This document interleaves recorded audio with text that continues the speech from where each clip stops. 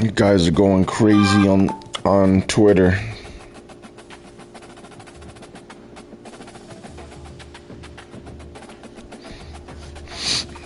People not understanding the Bucks are still the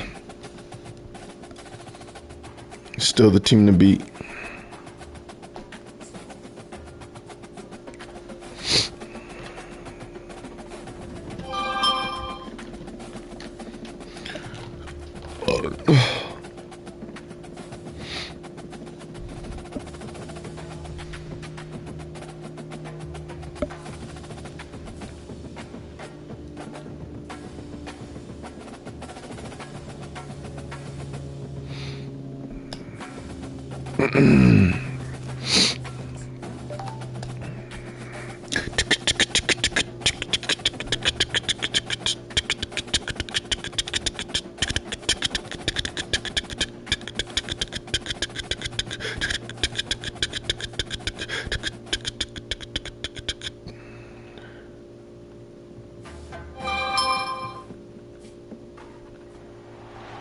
Welcome to the heart of Sooner Nation, Gaylord Family Oklahoma Memorial Stadium. And if you aren't familiar with the saying, Boomer Sooner, you will be soon enough. We've got a top 25 showdown in this one, both teams with an opportunity to get a statement victory. As we'll see, the number 25 team in the country, the USC Trojans, taking on the 14th Gotta wake up, gotta wake up. David Pollock and Jesse Palmer. Time to get this game started.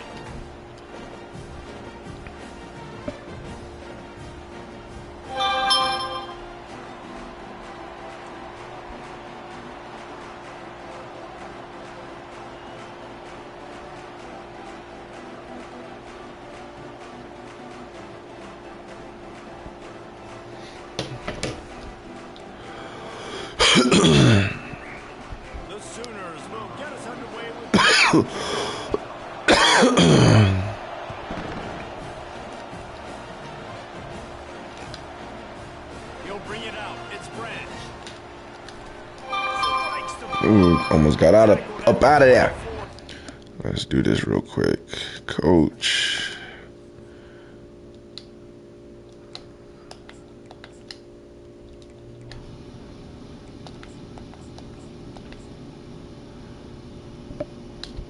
I believe that was that. I believe that was that.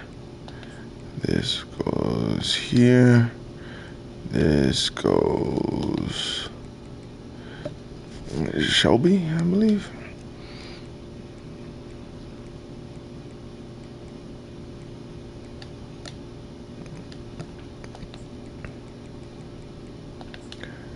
That and my linebackers and my corners is Bisha. I believe that's everything. All right.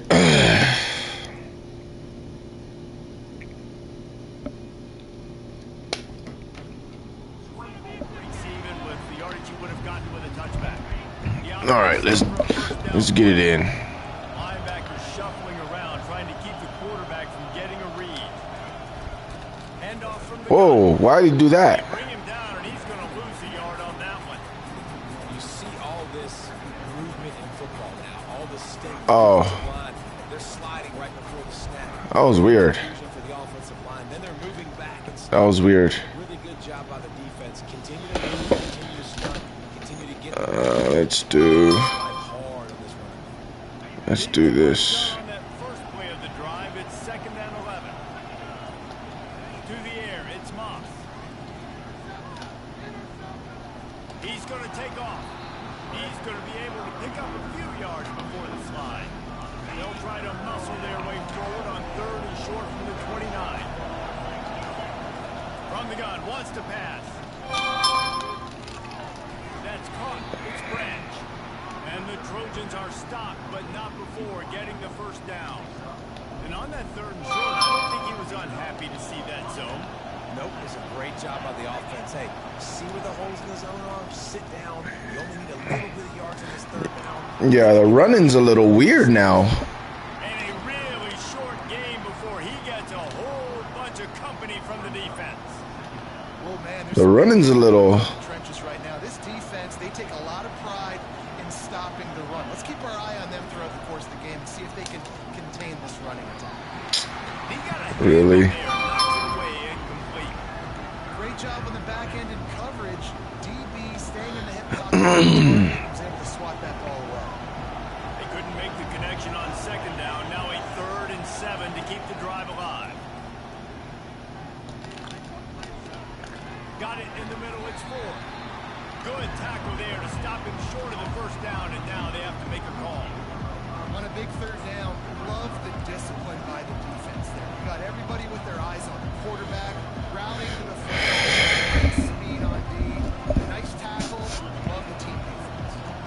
I like this call in plus territory. The punt would have to be so precise, might as well leave the offense out there on 4th down. They're trying to get to it. He's going to run it. And he'll slide after picking up the first down. Nice job by the QB, sitting back in the pocket. You can tell he wants to throw the football, go through his progressions. Nothing home, take off, and slide. I love the slide at the end. Don't take a big shot. Wants to throw on first down. Buys a little time. He'll throw one to his right. Oh, he can't hang on to the football. A big play sitting right there for the taking, and they can't get it done early in this one. And after the incompletion on first down, this offense looking at second down. Wants to throw. It's Moss. Fires to the middle. Reacted well to the tip, but just squeezed the football instead of the turnover. It'll be 3rd down. How about the linebacker breaking on the football, seeing the quarterback, the ball comes out, he moves right to where the ball's going, nice anticipation, and swats the ball to the ground. Finds the tight end. You know, the tight end's going to have to do a better job of separating and giving his quarterback a place to go with the football. That time just couldn't create it, and as a result, as soon as he made the catch, he was brought to the 4th down. Time winding down in the quarter as they come to the line. On 4th down, they're taking to the air. Oh, They got him. It's a sack. good defense. To turn it over on down.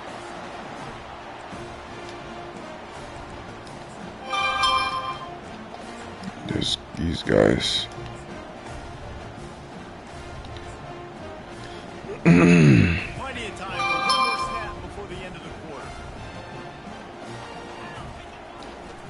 They'll run it on the counter. And they'll make the stop, and we are headed to the end of the first period.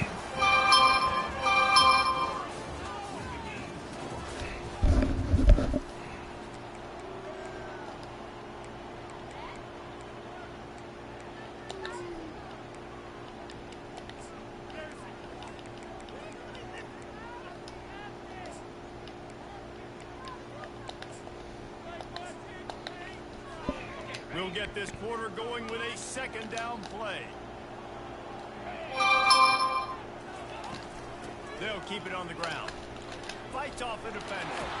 That's what you expect from a senior. Don't give them any extra yards. Great tackle there.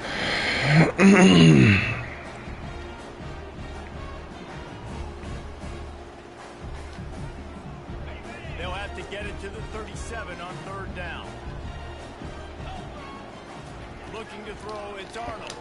Fires into traffic, picked off. And he's wrapped up after a solid return on the pick. Not the start this kid was looking for. Very first pass of the day gets picked off. This is a defense that's got a lot of ball hawks on the back end, and he's got to be real careful with his eyes, not telegraph throws like he did right there. He's going to have to settle in. They go to the ground. At the 40, there he goes. And he breaks into the open. And he takes it all the way. They couldn't stop him. And to have a rushing touchdown of that type of yardage, you've got to be able to make something miss. It's one thing to get into the second level, but can you make that last defender miss? And you saw it on that play. Once he was in the clear with his speed, he was gone. They'll try to add another to their lead. Damn. Oh, I still got it. Point, they get the first 7 of the game. They couldn't draw up a drive better than that one. Just gashed them for the big play in the running game. 1 snap, 1 touchdown.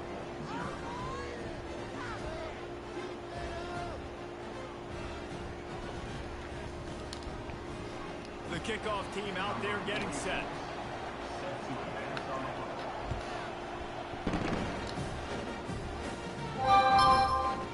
Fielded in the end zone. It's Bowman. Oh, stop him. He gets a block. Got a little room. Damn. Turns like that, just swing the momentum. Almost took it to the house.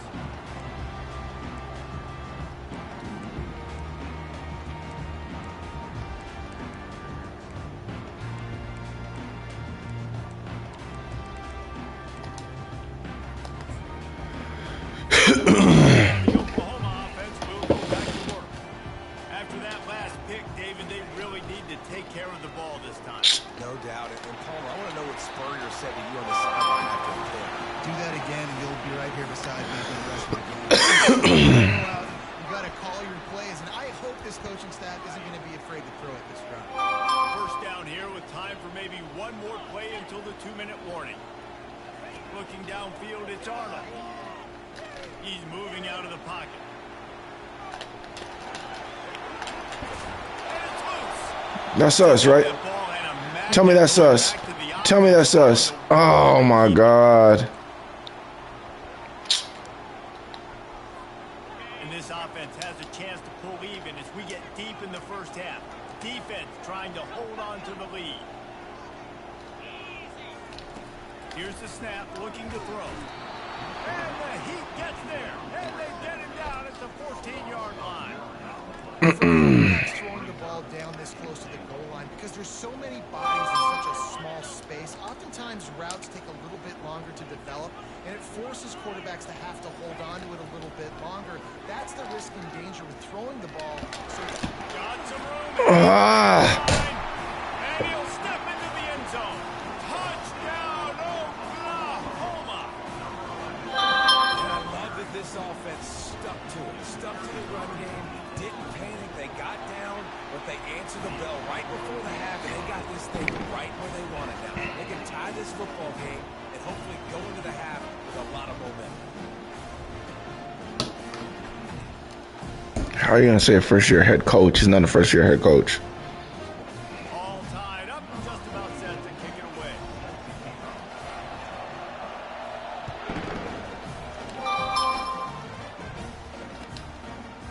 He'll bring it out. It's Branch. Not a lot of space to be found. Good hustle by the coverage team, and they stop him at the 21. And guys, USC has the ball back and sending the offense onto the field. Jesse looking to take it down the field for back-to-back touchdowns. I think it's really important for them moving forward, too, to have a lot of balance, right? You want to be able to keep this defense guessing, Colin. Yeah, and you got me searching for answers after that last drive. You stack another drive on top of this, their defense's heads are going to be spinning all over the place. Making a play like that to open the drive can really get the momentum going. First down from the 43. The sweet feet keeping the play alive. He'll pull it down and run. Nice run there to keep things moving before they force him out of bounds. It's a pretty good job by this defense. Man, it's so hard to limit these quarterbacks, and they're spreading you out all over the field. When they take off, it's hard to limit the damage. Nice job limiting the damage. And I'll tell you what, make it physical. Finish those plays and try to tackle that guy and make him think about running the football in the future. He will step out of bounds, but not before the first down for this offense. And they executed that running back screen to perfection. The quarterback held on to it. He let the rush get to him. Offensive lineman got out in position, and the running back sold it too. Once he had the ball in his hands, he just had blockers and green field out in front of him. They pick up an explosive. Under pressure, and down he goes at the 33. How nice is it as a defense when you can drop 7 guys in a coverage, only rush 4, and still get home? That makes you feel good if you're the D coordinator. To the air, it's Moss.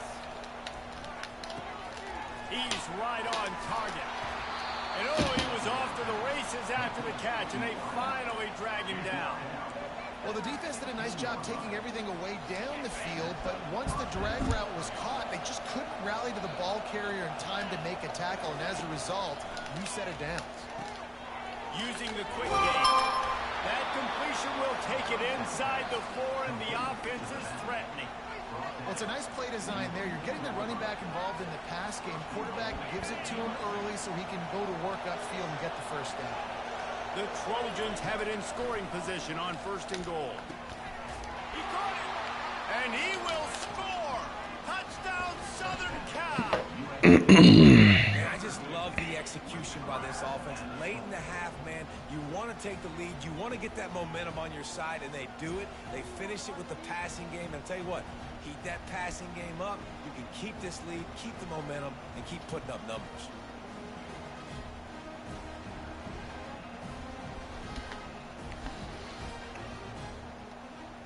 Getting set for the point after. And the PAT gives them a 14-7 lead. So an 82-yard drive there. And they cap the drive with a 4-yard touchdown pass. They're just about ready to kick it away. What up? What up? What happened? You not home or something? Coming out with it, it's Oh my God! Come on, y'all gotta stop letting that happen. job executing all of the assignments as they put a stop to that return at the 22. Line gets set, 1st down.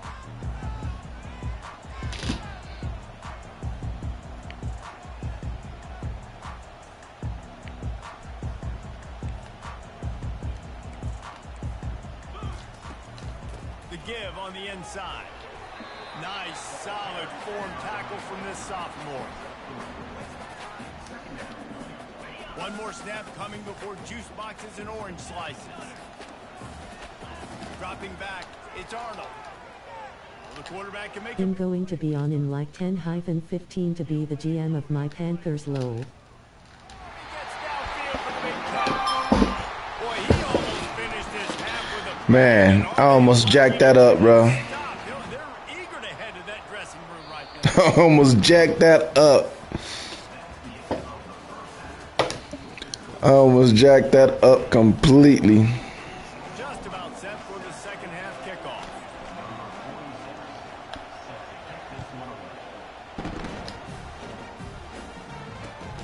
Looking for block. And he loses the ball. Please give me that. Oh my gosh. We can never pick it up. Fumbled and kick return, and if that goes to the other team, all the momentum is no longer with them. So a nice job being able to pounce back on that. The head coach breathing a huge sigh of relief. Moving, keeping the eyes downfield. Got away from trouble and got rid of it. The short hands, it's Burks. Finally run out of bounds, but he has this offense rolling with I need you to clear some time for a podcast episode one day though. and answering sooner again. And they're starting to get the crowd. Sure, one day. Listen, they love their team. And, dude, think about all the success Oklahoma has had over the years. Different cast of characters. But one thing they always have, offensive success. Gonna try to get it himself. They make the stop. Damn, man. Good job on the scramble to get loose and pick up that 1st down. He's got such good awareness in the pocket. He does a good job of feeling the rush, and you know it's a pass, and you want to keep your eyes downfield, but he sees an opening, and if he sees an opening, he's got the ability to go get it and get a 1st down. That's a drive. Got it in the middle. It's Burks. And they'll finally bring him down after he rips off a huge play. All right, my guy. Another big play from a Sooner receiver. We've seen that before. Some places you might get grades like C, D, all A+ here. Grabbed it like a lamb and serving up busted chops like you've seen this offense do so many times in the past. Just a short pass to the tight end. And he's able to shed one tackle and gets a pretty good pickup. Important in the passing game that it's not just receivers doing all the work. You got to get running backs involved. You got to get your big fellas. You got to get the tight ends going too. Let's see what they've got on second down.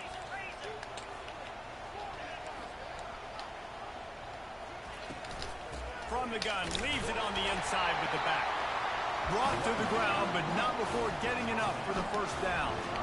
Well, I know this is an offensive line that has a ton of pride. They want to come out each and every game and really impose their will on the D-line. They got just enough push there on that. Yeah. Pass rush gets to the quarterback, and they get him at the 46. And as quarterbacks, you've got to be aware of secondary pressure. You've got to know when these free safeties, they start to get into the line of scrimmage, that they might get involved. You've got to have an answer for it, and the QB didn't have one that time. Looking downfield, it's Arnold. Let's go. Fires and picked off.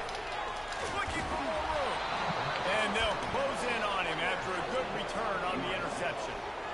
It's so nice to see defenders squeeze that pigskin. A lot of times, in great position, you see them there to make the play, but there's a reason they play defense. Not this time. Great job securing the interception. They'll throw it on first down. Trying to wave on my new logo to Jet Done first. Quarterback, and down he goes. As a defensive Nice, end, nice. defensive end, I can tell you, T-Money getting in his bag. All right, all right. second sack in Respect the it. quarter, your eyeballs are getting big. This is going to be one of those days. I'm going to get me 3. I'm going to get me 4. Shoot, I might even get me 5. Caught over the middle. It's Branch. They'll run it just short of the first down. I don't even think they're going to bring out the Rebrand time. third down. Yeah, I hear you. That completion. They'll try to power their way ahead. Now with a great opportunity as they pick up the first down. They've got it at the 40. As they get set to snap it, time winding down here in the quarter.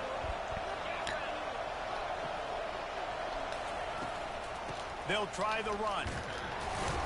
I think they fixed this mic thing because it is, I don't know, man. It's messing up. I feel like they messed up the run game. Like I can't get control of my guy. They make me control him late or something. I don't know. We'll start the quarter offense, about to snap it on second down. He wants to throw here on second down. Pulls it in. It's Branch. He's brought down. Solid pickup, but a little bit short of the first down. I love an offense that wants to stay aggressive. Late in a game like this, right? You still try to find your playmakers and get them the ball in space, and that is exactly what this offense is doing. Dropping back, it's Moss. Damn. Ball popped out. That's a way to mess up a drive.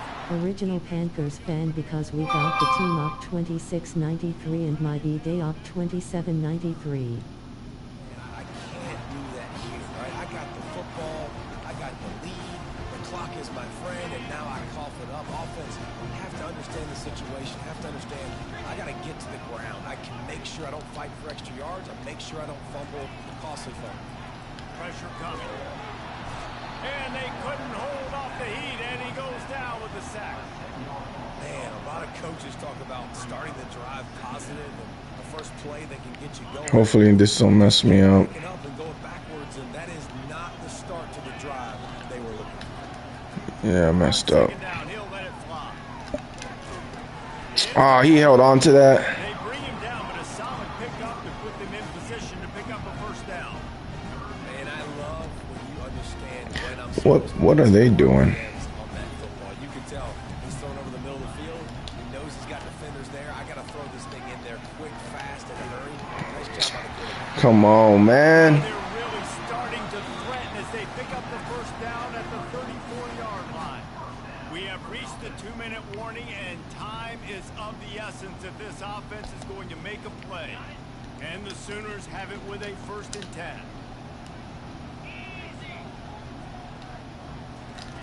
He's looking to throw it.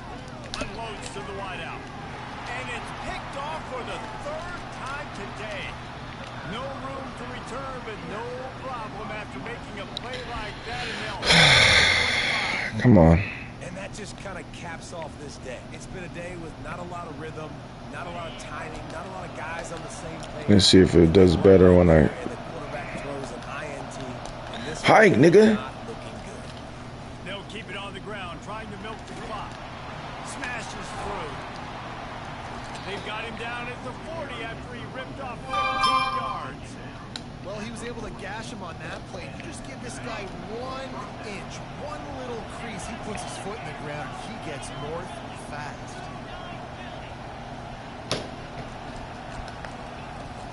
They're getting this guy lathered up. You'll take this every time. 5 yards on the first down play. That's got to be demoralizing if you're the defense. You're trailing, you need to get the ball back. You got to get off the field, but you can't stop the run when they're going between the tackles. This defense is going to have to get a lot more physical, especially in the middle. They bring him down, and he's going to lose a yard on that one. Defense uses a timeout quickly, trying to get that ball back and preserve time for their offense.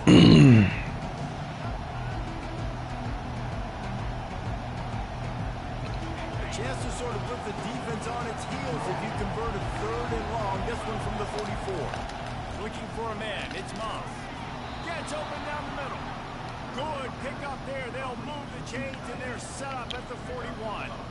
Man, this quarterback is going to have to be deadly accurate here in this 2-minute situation, right? And that's really what he's had to be all game long. He hasn't had a lot of yards because the coverage has just been so tight. He's had to be pinpoint perfect. It's been hard just to find completions, no doubt. That's going to be the same thing here in this 2-minute drill. Timeout call. There should be... Desperate to get the ball back. Is it special teams? As much time as possible.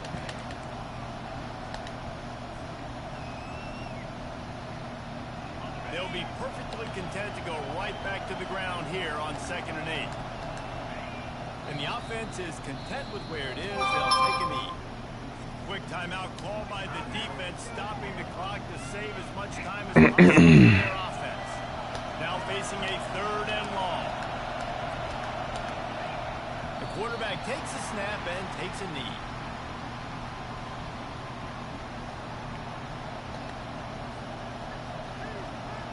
And the Trojans decide to punt it They're away. really, like, giving me all this time? To lock them up close to their goal line.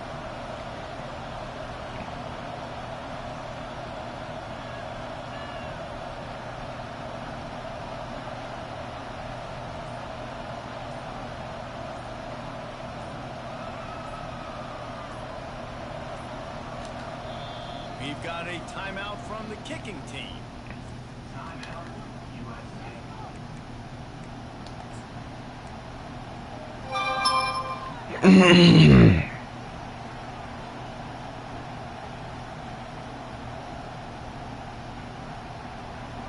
Now this is rolling the dice, or perhaps they've gone outside their head. They're already up. Boy, this could really backfire if they don't convert on 4th down. He'll go up top, maybe a deciding play here. He's going for it all. And he makes the catch inside the 15.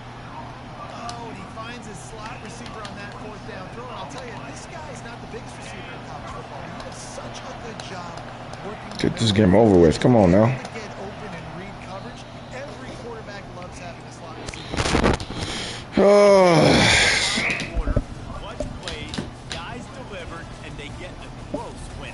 Yeah, Reese, big-time players make big plays in big games, and that's what happened in this circumstance. As a coaching staff, David, you love this. You know that you have confidence in your guys to go out and be able to execute when it matters the most. Correct, and you don't know until the games, right? You don't know when those moments present themselves. How are they going to handle it? Great job handling a close game, executing down the stretch like they needed to. So that's going to do it for us. For Jesse Palmer, David Pollack, I'm Reese Davis saying so long. Another presentation of EA Sports College Football.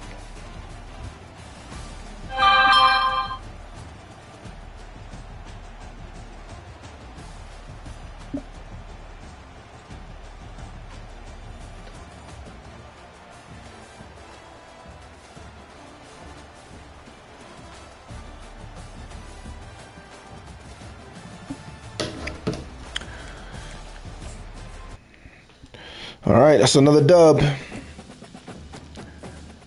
Let's keep it going. I need to win a natty already, bro.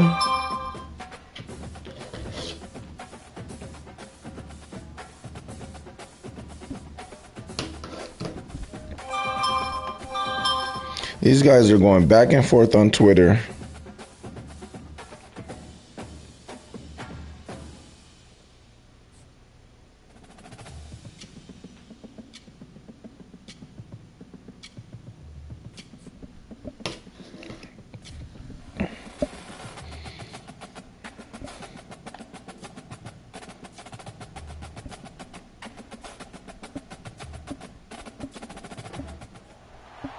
Welcome to Tuscaloosa, Alabama, where legends are made and titles are won. Bryant-Denny Stadium, home of the Alabama Crimson Tide.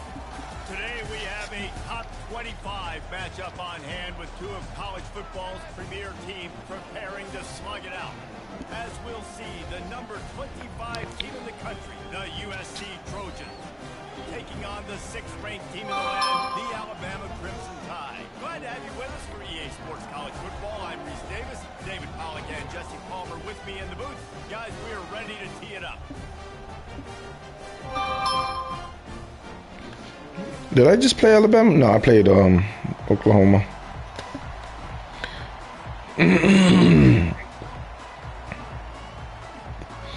Alabama about to kick off to get this game underway.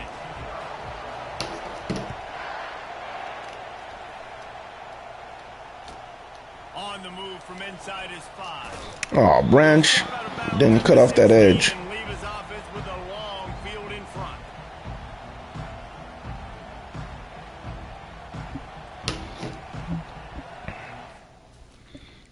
Let's go do this.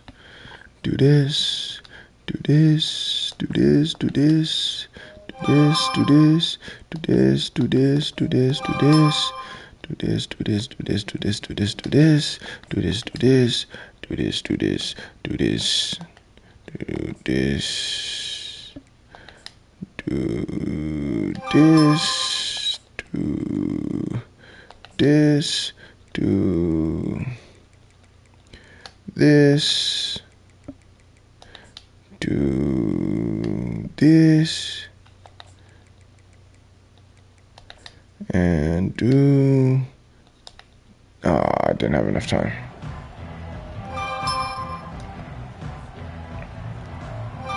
Looking for a productive play on first down.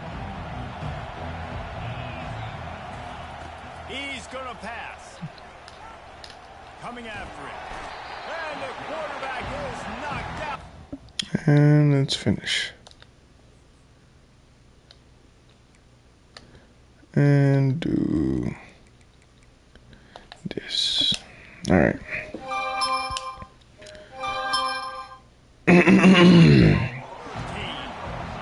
Well, it wasn't great field position to start with, and it's getting worse now. The defense gets a sack. They're getting aggressive up the field. They get to What was there?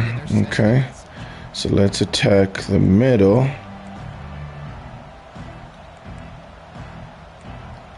Yes. A first down sack can be a drive killer. Now it's second down.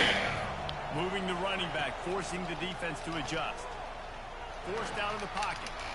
He'll let one go down the right side. It's complete. A huge pickup. And he There we go. forces his way to the house. Touchdown USC. Man, how hard is it to defend when you have a weapon like this at running back that can play wide receiver? You can design ways to get the football in his hand. Palmer, once you get it in his hands, he'll do the rest. Yeah, no doubt. Sometimes those are easier throws for quarterbacks. And these running backs, they're just naturally so good when they have the football out in space. Their vision, their creativity, their ability to make people miss. And this guy shows you right there a difficult guy to stop now if you're this defense moving forward. Fielded in the end zone, it's Bernard. Not nearly as much as he'd hoped when he brought it out of the end zone. He'll be stopped at the 15. Let's see. Cornerback, we'll go with, I like going with speed. Take that, do that. 25, and we're Gucci. Let's go. Should we start like that or dime? Start like that with dime. For the offense.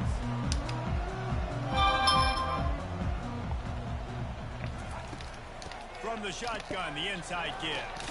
It's moving, got 3 out to the 19. Let's go here. Continue to feature the run. They want balance. Even if it's not super successful, you can take it little bit at a time just to keep that defense honest.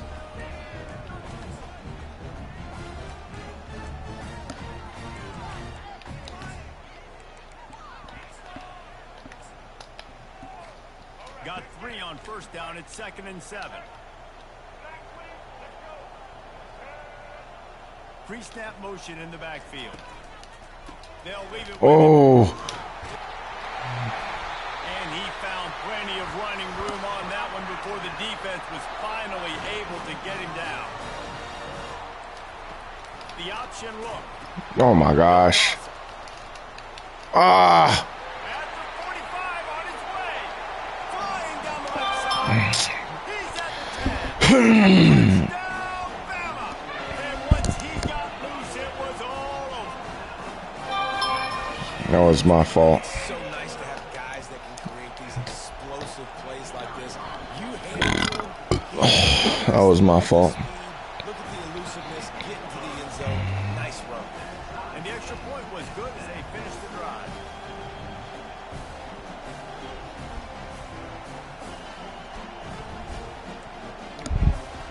And we're all square as he's set to kick it away.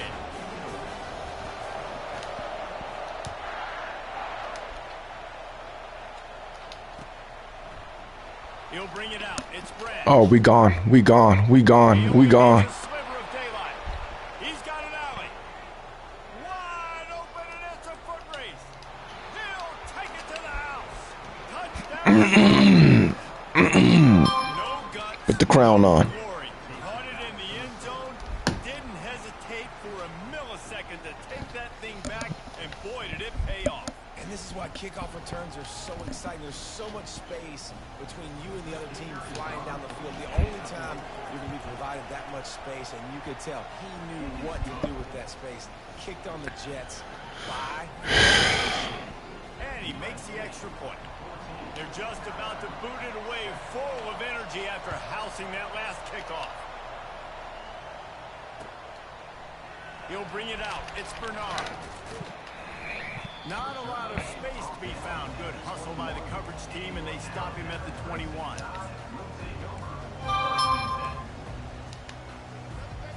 Here comes that Alabama offense. That last drive really productive. David wound up with a touchdown. They'll try to do it again. Yeah, so I don't expect this offense to change too much, Reese. They had a great drive. They got the touchdown. Everything working. I would expect them to keep running toward the tape. But not before. Turning in a big pickup and moving the sticks for a first down. I love that play call, and I love the timing of the pre-snap motion. Because the quarterback was able to get it to the receiver right behind the offensive line, because of the timing, he was able to outflank the defense. That puts him out in space where he's able to use his speed. Nice job with the pre-snap motion and timing. You'll take 4 yards on first down every time. It's just so nice to know you can start off on first down with positive plays. Positive yards, hand the football off, set up a good second down. Solid pickup of 4 on first down. It's 2nd and 6. Oh, whoa.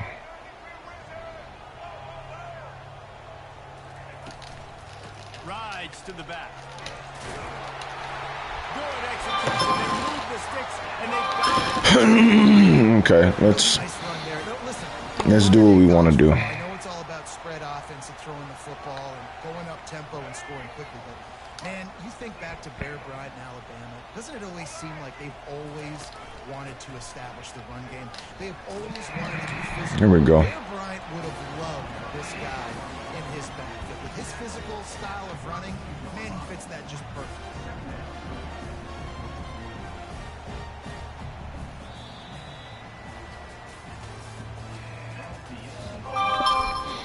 Man, you're still going at it? Shut up.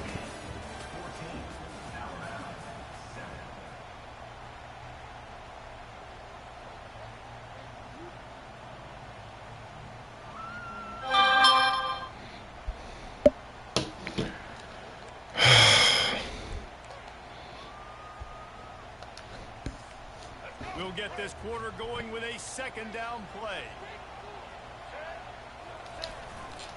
Running to the left. Trying to pound their way forward to the 31. Runs like this oftentimes are like a boxer in a boxing match. Obviously, it's not a knockout punch, but these are body blows. As the game goes on, these small gains are going to turn into longer runs. If they can convert here, that type of play can really give you a shot of momentum. Goes to the option. Now the pitch. And this one will be stopped for no gain. Alabama pushing the tempo.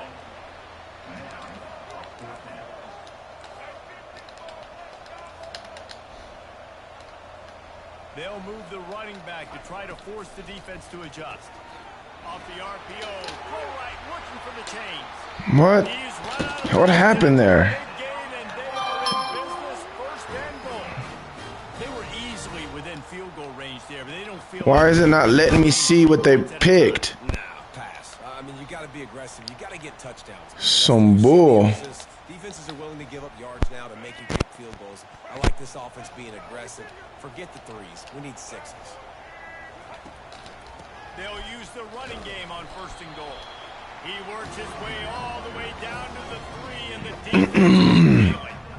Ooh, I love the running back here. Running into the blitz, he saw the extra defender. He was able to put his foot in the ground and make a miss. That was a good play.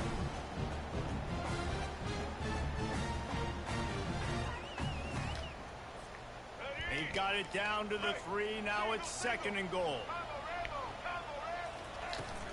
Tries again to get it in. Ah. And for the score. Touchdown, Crimson Tide. Do a better job being physical. That's 2 rushing touchdowns they've now allowed. Come on, man. They've got to be better close to the line of scrimmage. Ready to try the point after. Right down the boulevard. They march 79 yards on the drive and close the deal with a 3-yard touchdown run. After that latest answer tied things up, just about set to kick it away again. He'll bring it back from inside his 5. Really disciplined job by the coverage unit to get down there and make the stop at the 19.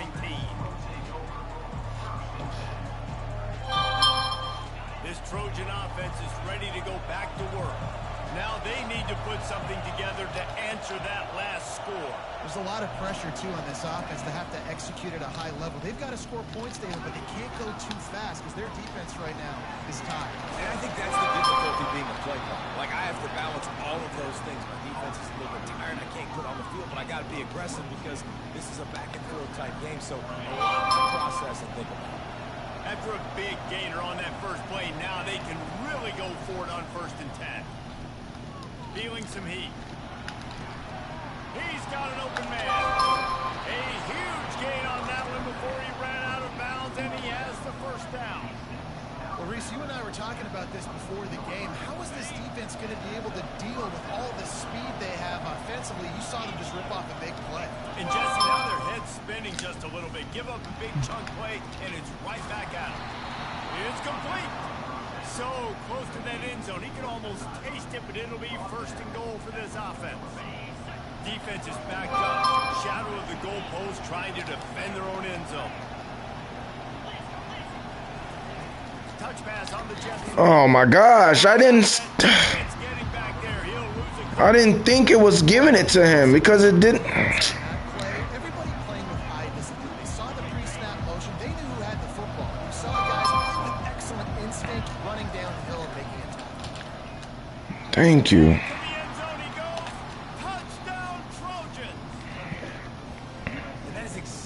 What you want from your offense, man. Late down, you want to execute and then punch it in physically on the ground. Take the lead going into the half. Take all the momentum. Nice execution on the drive by that offense.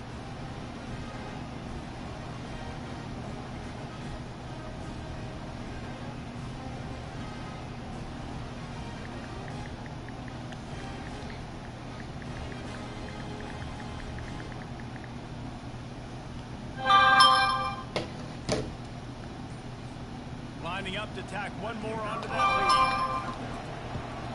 And And the extra point is true, and they're on top by 7. A very efficient 5-play scoring drive. And close the deal with a 3-yard touchdown run.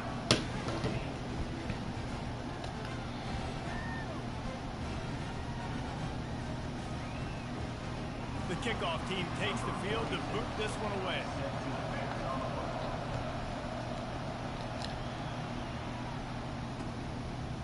Fielded in the end zone. It's Bernard. Stopped at the 17, and he's probably second-guessing that return. The Tide offense rolls onto the field. These two defenses have had their heads spinning here in the first half, and now we might even see a little more scoring with this drive. It's going back and forth. This is like two heavyweights just trading blows, David. What does this defense got to do to get a stop here? I tell you what, man, when you're giving up points like this and you've got no momentum, you got to find somebody that can make a play and create something. And listen, if they're scoring anyways, let's be aggressive. Let's blitz more. Let's make sure we're making them feel discomfort in some way, shape, or form. Come on, man. Fucking run game, bro. How are we not stopping this run game, bro? Yeah, the passing game comes through, man, and we need more of that in the second half. An extra point away from tying this football game. We trailed a little bit in the first half, stayed calm. If this passing game can continue to heat up, look out in the second half. Sheesh. They got the late touchdown on the board, now about to kick it away and hoping the defense can keep them from answering. He'll bring it out. It's Branch. Oh, you just needed to block him and I was gone. Hustle by the coverage team, and they stop him at the 21. And guys, USC has the ball back and sending the offense onto the field. The way this game started, you feel as if you have to score a touchdown every time you have it, and now we'll see if they can respond. Yeah, and I wonder how much pressure that puts on the offense. Jesse, like, you know this is back and forth. I got to score, and every possession matters so much. What does that do to you as a quarterback? Well, it puts a lot more pressure on you for sure. Traffic intercepted. Takes it the other way. I better not lose to this damn team. He's not doing nothing. Any return for a touchdown is a great one to a defense. The DB saw it. He thought, don't drop it. Then thought, don't get caught. And he did the pick six. And these guys can play offense, too. Now, look at this. I showed you I can be a wide receiver. Coach might split him out at wide receiver next week after making that big play. But defense, great job making the interception. And you're right, doing something with it. Don't just slide down. Don't be content. Take that thing all the way back.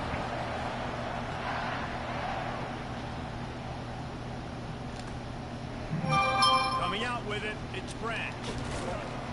Gets it out to the 20, about 5 yards short of where he'd be if he'd just taken a knee in the end zone. Just a few seconds remaining here as they try to put something up before halftime. They'll go to the ground. He breaks a tackle. He didn't even try to tackle him, bro. Especially with that stiff arm. That's crazy.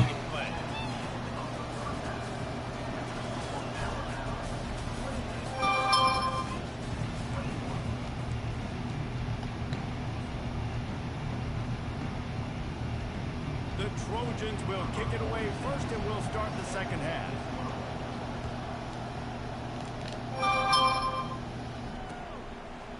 Fielded in the end zone, it's Bernard.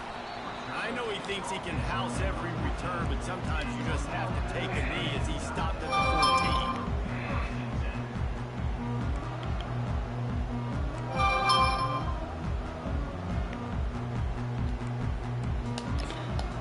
14. Here comes that Alabama offense. If it's working, why change it? And that running game was working in the first half. I imagine we'll see a lot more of it here in the third quarter. And you just know the offensive line was telling their coordinator, put this on us. Let us continue to go out there, push these guys around.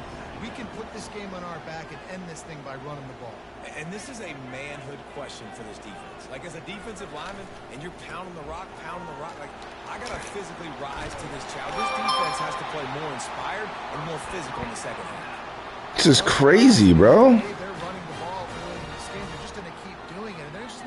hammering out 2, 3, 4-yard gains. They're gashing this defense. You saw it right there.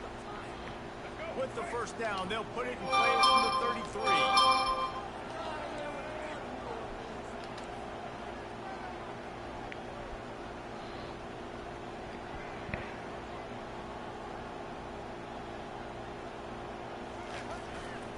They'll leave it with the lone back. And he's a real no-win tackle in this no-game land. No doubt offense wants to keep running the football in this game, but I'm wondering if they're starting to go to the well too often. You got to start showing some new wrinkles here in the second half. Got stuffed on first down. It's 2nd and 10.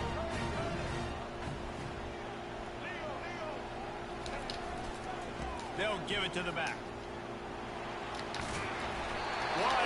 Jeez. Pick up the first down. Another good run. Man, he has been picking up yards in bunches today. Jesse showing off all the skills. And he's showing no signs of slowing down, David. This guy just gets better as the game goes on. He is a beast.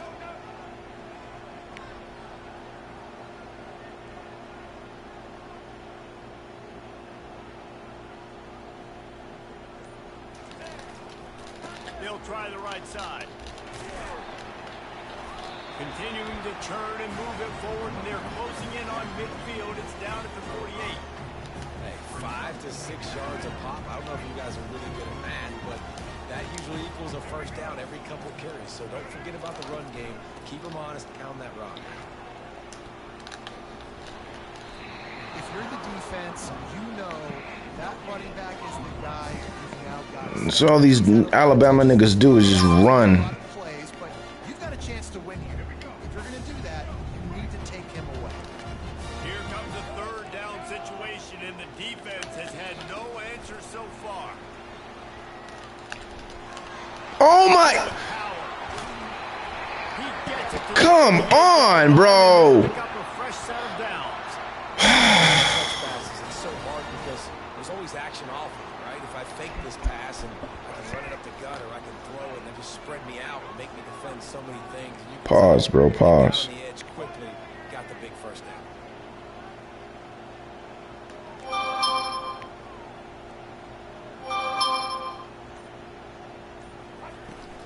From the gun, the ground game. Let this nigga go. Knocked down at the 35 after a pickup of 3.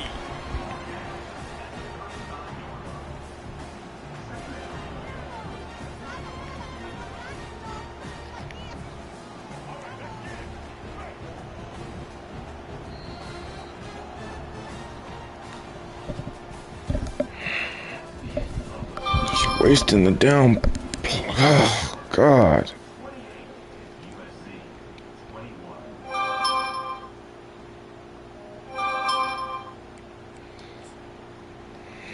He'll start the quarter offense, about to snap it on 2nd down. They'll keep it on the ground. They want Thank the you. clock to move. And maybe he'll get back to the line of scrimmage, but no more than that. Well, you love to see that from the defense, right? It's like bend, don't break. They've given up a bunch of plays on this drive, but now that they're getting damn close to field goal range, you see them start to stiffen up.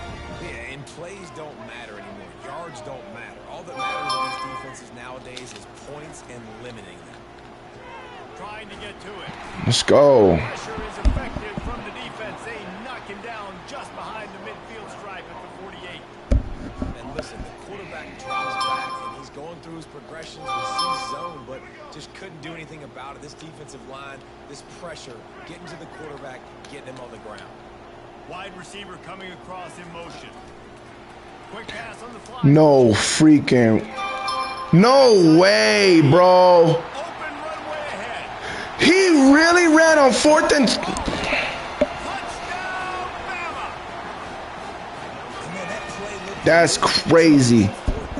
That's crazy. gotta get up on these receivers and make it That's crazy. ball right away. Gets all the That is crazy. He ran on 4th and 20 and got the first down, The bro. extra point is true, and they have a 2-touchdown lead, up 14. Back on 4th and he got the first down, bro. They'll try to drive this one deep. That's stupid. Let's see what he can do with the Yes. return. God. Space to be found. Good hustle by the coverage team, and they stop him at the 21.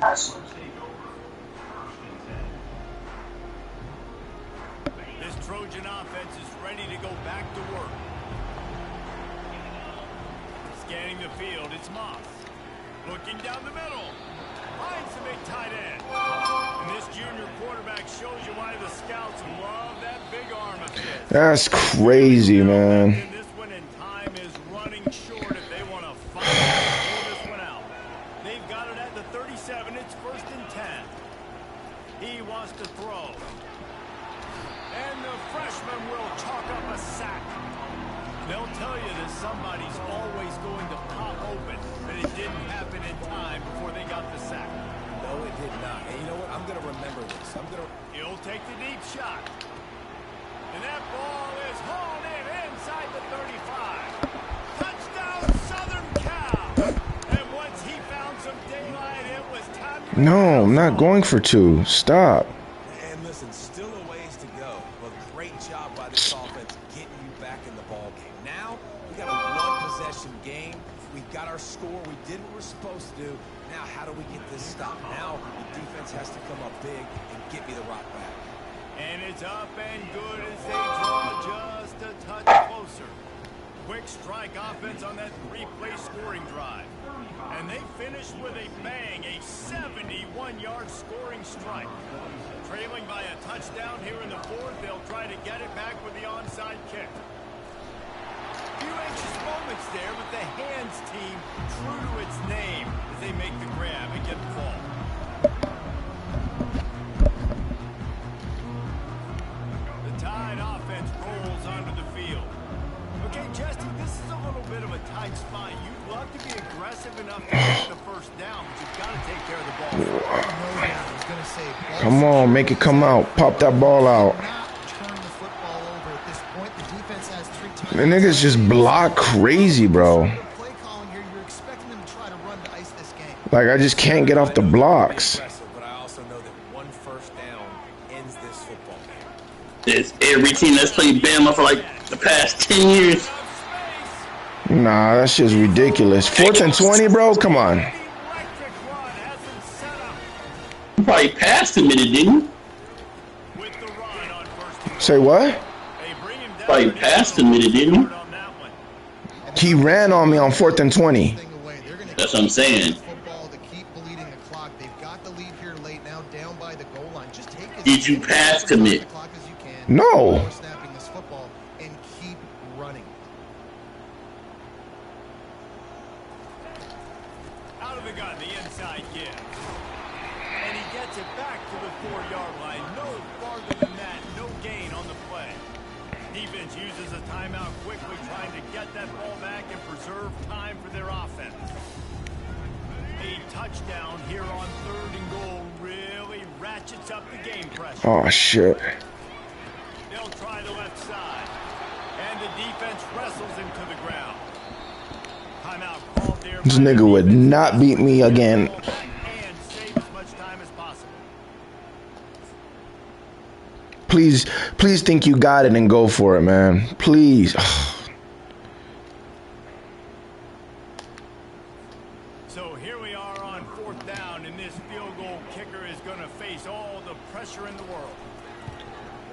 It's good. He's going to hit a string right in the Bastard. middle of the uprights there. And then He knows. You know, it's funny, in an age when there's so many college football analytics, everybody wants to go for it on 4th down. At the end of the day, it still comes down to managing the game. Good decision by the head coach here in the 4th quarter. By kicking that field goal, you've now made it a 2-possession game. Your chances of winning this thing have now got... he's on the loose. There he goes. Open it up. He will score. Touchdown, USC. And he's in for the 2nd score of the game. My goodness. Note to self. Kickoff team. Don't kick it to him anymore. Squib it. Kick it to the other guy. Just don't let that guy touch it again. And the extra point was good. Can't do it much better than that. Get the kickoff return, take it 98 to the house, and put a touchdown on the board. 25 kicks remaining. There's enough time if they can recover this onside kick. Chances that the hands team will be able to recover the ball. And this is why you put your hands team on the field most of the time. I mean, you know it's coming, and you put those guys that are great catchers of the football. The first guys, what do? They go block. They go blow somebody up. The next guys catch the football, secure it, get your butt on the ground. And most of the time when you do this, the ball game is over. Quick pass on the jet motion. Look at this, bro. All kinds of He's at the 10. It's just retarded. Run commit. I run committed to that side too. Just might finish this baby off. That is exactly what you want your offense to do. You want it to eat clock, but if you score, go up by 2 possessions, nail, meet, and coffin. Great execution by this offense to put this game away. And they add the extra point to finish the drive. Lining up to cover the kick after that touchdown drive.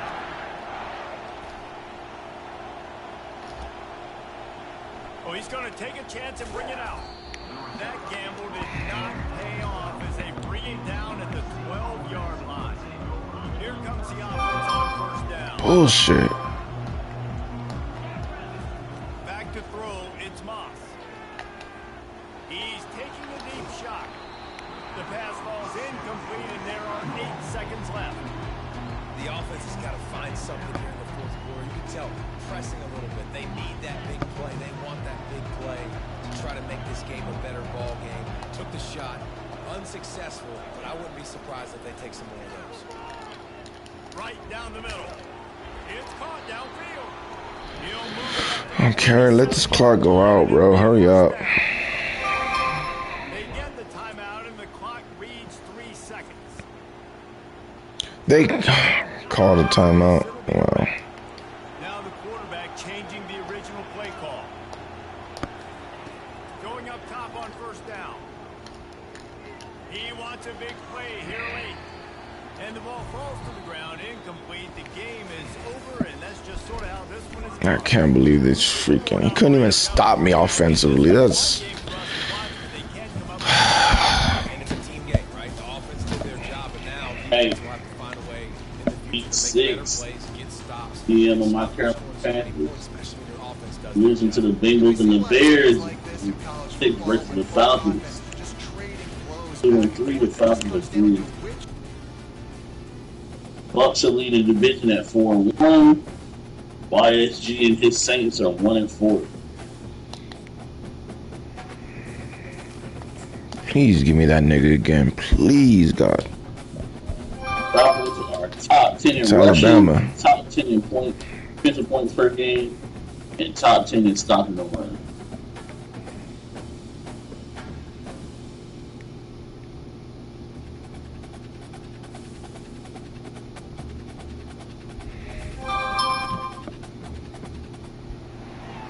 Dang it. A place traveler calls home, and the crowd loves to fight on with supporting Falcons the have any USC Trojans. What a game and what potential drama we have in store. You've seen this script before. Top 10 team goes into a cauldron of emotion on the road and just hopes to be able to get out and tell about it. As we'll see, the number 6 team in the country, the Alabama Crimson Tide, taking on the 25th ranked team in the land, the USC Trojans. For EA Sports College Football, Reese Davis with you alongside David Pollack and Jesse Palmer. And guys, can't wait to get this one started.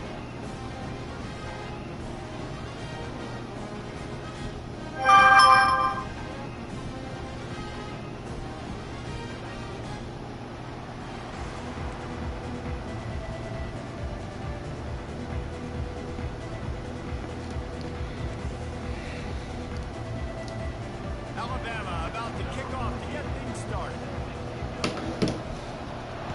Now this is the updated Falcons team. He'll bring it out. It's Branch. Nothing wrong with the touchback, and they win. Got Thompson, 27 tackles and a pick on the season.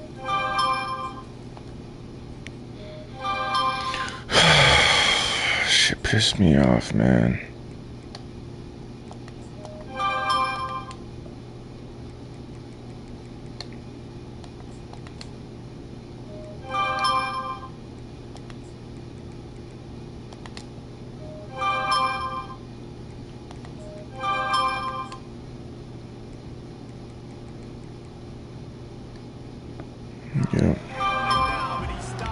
Shout out to Greg Olsen, man, announcing our game, man.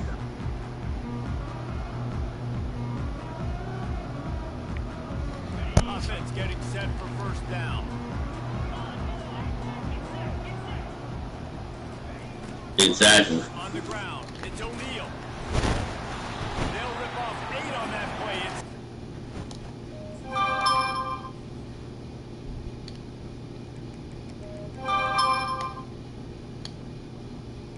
Wow.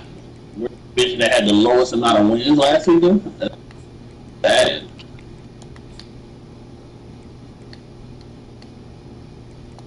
Hey, Kirk Cousins.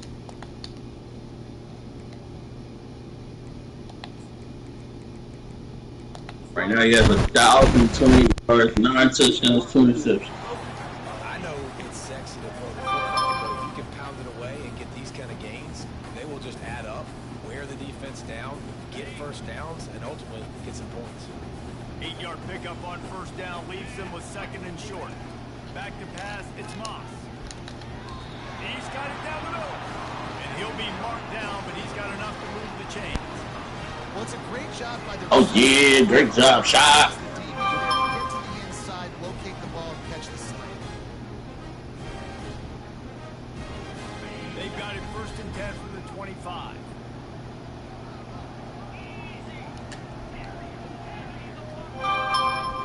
Looking to move it through the air. Damn. Physical play there forces the incompletion on first down. Yeah, and you use these running backs so much in the passing game now, and you expect them to make those plays for you, to make those big explosive plays out of the backfield. You just got to make sure he concentrates and see that ball. After the incompletion, it's second and 10 from their own 25. He's looking to throw. This time he's got his man. They make the stop, and this passing game does some damage. They move the sticks with the first down. Georgia's getting it through the air, picking up the first down. And they always got one of these. Big arm sucker that can sling the ball down the field. You think about USC, that's what I always think about. Quarterbacks, playmakers, Hollywood, Heisman's. Brought down at the 46, but he got 10 on the play. That was a nice pickup, running the drag route and finding that quiet, soft spot in the zone. Yeah, drag routes not only work against Being time for a game of four. If you can find the soft spot, the quarterback gets it to him early, he can turn on the field. Down last week had 18 carries for 87 yards. Top on first down. And he can't escape, and down he goes. And a great job by the defense, dropping in zone coverage, all eyes on the quarterback, taking away the options, and then finally the pass rush gets home, gets him on the ground. Second down now after Ball the snap. started the Falcons. To the air, it's Moss. He looks that one in nicely. They make the stop, trying to pick up just a little bit at a time to get to that first down marker. Well, the short passing game Kirk Cousins threw it away. Now it's 3rd and 11. because it's reliable, but it also allows you to see how the defense is going to react to play. So this can certainly open things up. On 3rd and long, he'll Kirk Cousins going deep. JT Morrison. Oh! he's not going to make He it. slapped it into his hands. Denying him the first down. It's a really nice job in coverage defensively there because that tight end, he wasn't really... Or did JC miss? Still tried to put it on him and give him an opportunity, but great tackle, short of the stick, setting up for it. Oh, a big decision here early as they leave the Wow, touchdown Rondell Moore. their own territory. They were viewing it, but And it's swatted away. It's a turnover on downs. And what a job by this defense early in the game. oh, nah, it looked like that might have hit the ground. Set your offense up as much as you can and during the first half. You don't have those Same formation. Side of the field, shutting the fourth down conversion down, sending a message to this offense. Oh no, it was. Pick. Why didn't let me? Come on. Why didn't that let me click on that? Well, it looked like that might be the first touchdown of the game, but 6 plays, 78 yards, minute 26 drive. ball and swatting it away.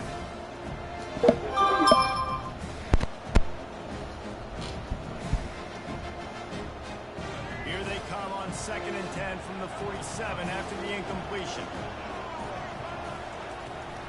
The give to the back. Bryce Young coming into the game. 850 yards, 3 touchdowns, 4 interceptions. Yikes. If you can get this many a chunk, they're going to have to commit more guys to the box, more guys to the run, then you open it up for the passing game. Back to pass, it's Milroe. He threw it right to him. Interceptions was last week. Got some room to run. And they'll drag him down after a good return on the interception. What a nice catch by the defensive line. Listen, a lot of times you see DBs get in position to make plays, but there's a reason they play DB and not wide receiver. Great job finishing the interception. Oh, yes, sir. XL. He's out of there. He'll come out throwing on Xavier again. Touchdown. working that left side. They 71 finally yards. that's the kind of play that Boom, boom, boom, boom. second quarter. Bang, bang, bang, bang. Ew. He just ran past AJ Terrell.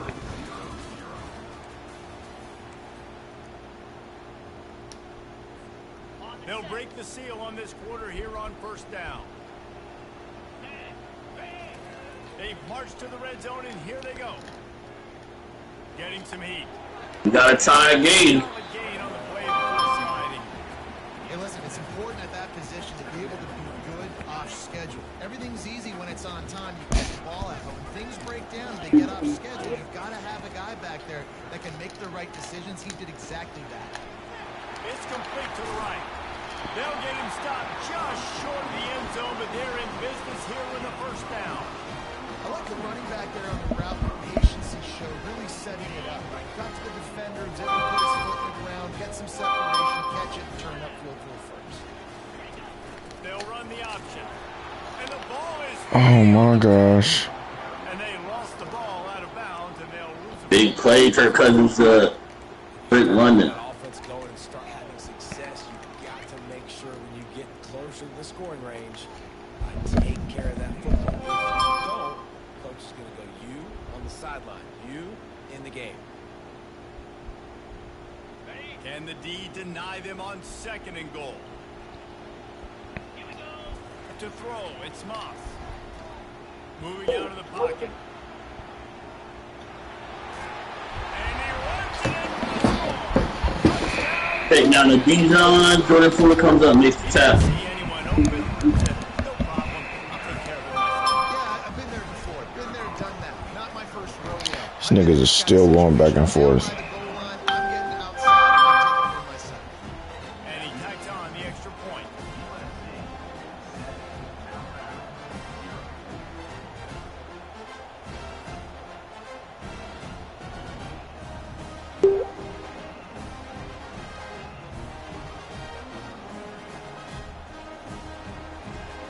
About to kick it off after punching it in for the touchdown. All right, Shuddy, you tripping. This chick just said Dragon Ball Z is the worst anime she tried to watch. That ball skips through the end zone. It's a touchback. People are stupid. Over at the 25-yard line. You said what? Said people are stupid.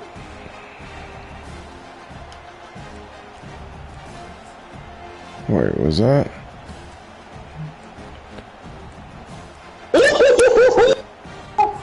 Jordan Fuller killed Kyle Pitts right here. Boy, they hope this next drive is more productive after throwing a pick last time, Jesse. Yeah, and the coaches did a good job on the sideline there, just talking to the young quarterback and making sure he's able to turn the page, calm him down, to go out and refocus this drive.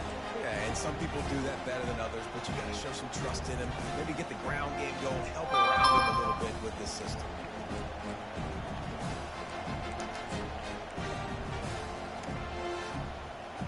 Second down here, and maybe they've got time to get one more snap off. Atlanta got a field goal. Oh my God. Oppose their will. He's knocked down. He fumbled the kickoff and they scored a touchdown. Clock has reached the 2-minute mark, and they have a chance to at least cut into this lead before the break.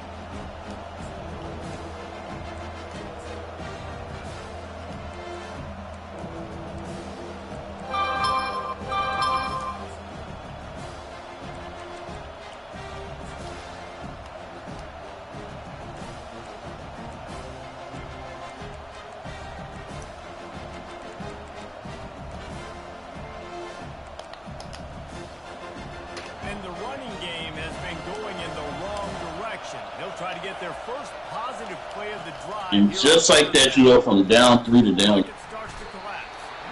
And the Heat gets there, and they get him down at the 14-yard line. Pretty nice as a defense, right? When you can go nickel, put 5 DBs on the field, and not have to blitz anyone, trusting your front four to get the job done on third down, and they do it right there, getting the sack.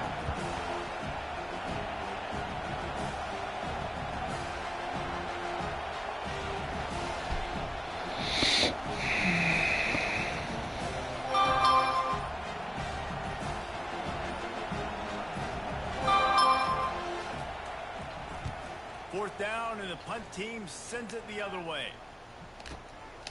Looking for a block. It's Branch. Little pressure on the coverage team there, and they'll stop him at the 47-yard line.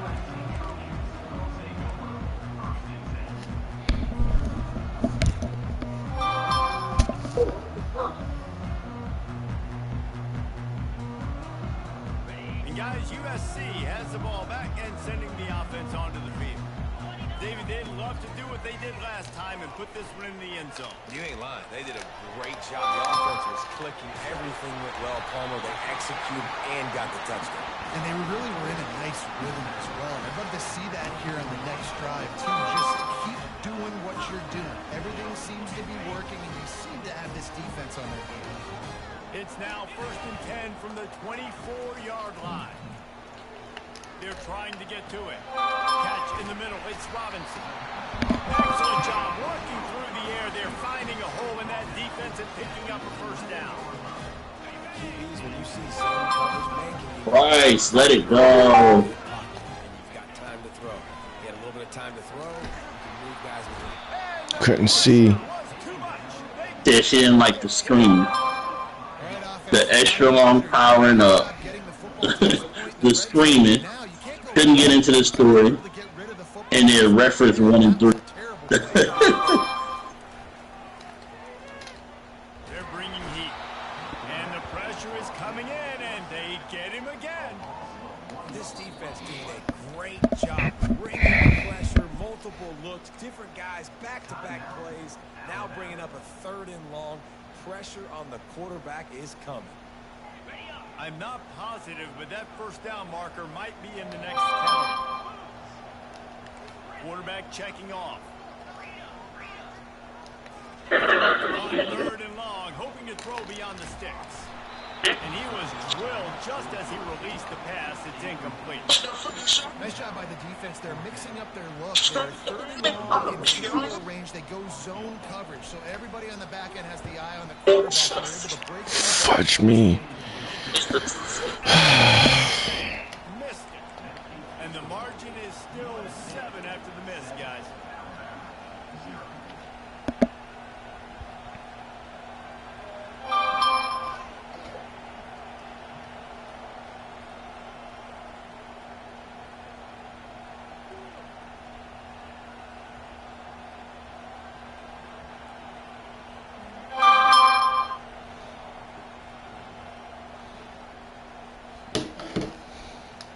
Tide offense rolls onto the field. Now they're backed up here, Jesse. Wonder how aggressive they're willing to be. I think it's going to come down to how much confidence they have in Each his one for the first in the first quarter. An interception at this part of the Nothing but green ahead. The 40. Big gain on that one as he steps out of bounds with a first down. And the offensive line and the quarterback has to do their job on screens. They got to sell. Pass down the field, pass down the field. Offensive line releases. Quarterback now snaps his eyes to the running back. The running back does the rest with the big boys out in front, creating a pass. Really nice stop there from this senior leader. A timeout is called as this offense tries to find a way to get more points on the board before the half. And these little touch passes, man, they're just the easiest completions ever for quarterbacks. Palmer, I bet you would have loved being able to just flip it forward. That counts as to your completion percentage, which is good. And then it's all right after the catch, so pretty easy for a QB. You wouldn't have been the only All-American in this booth, David, if I were allowed to have push passes when I was playing quarterback. I'll tell you that. It is so hard to defend. It's so hard to seal that edge, especially when this guy's full speed ahead. Check down the Bijan for first down on 3rd. It was like he tried to guide that one in, and it disrupted the time. Yeah, start trying to aim it, you really, really miss. You know, quarterbacks, they got to quickly be able to recognize, do I need to fire it? Do I need to put a little air underneath it? And it's just a tough thing for a quarterback to be able to do. But over time, you see they have less and less mishaps like that. What the? Yo, man. I swear they messed this shit up. But the big throw is good enough to give them a first down. We got a timeout here late in the first half, and they'll try to get more points on the board before the break. They'd love nothing better than to add a 3-ball here before the break. Quick timeout by the defense there, trying to make sure everyone has the same call. 15 seconds. Skull Gang in the end, building what up RTP. What it do? What it do? Kirk Cousins. Almost complete. It is perfect. Gerald Mooney for the first. Trot off to the locker room after the field goal to close the half.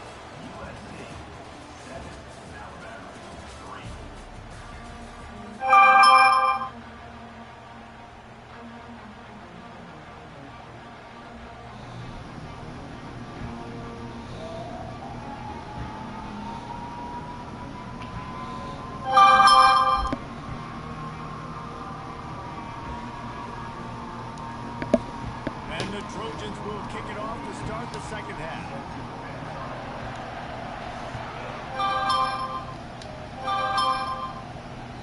It bounds through the back of the end zone, and it'll be a touchback.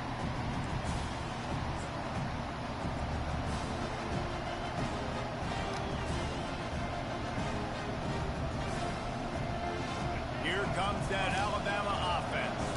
Not a lot of scoreboard fireworks from these guys in the first half, but they've got a chance here after making some halftime adjustments. Yeah, and remember, it just takes one play to kick the door open and all of a sudden... I can't believe this. So which guy on this offense can hit the big home run and break this thing open?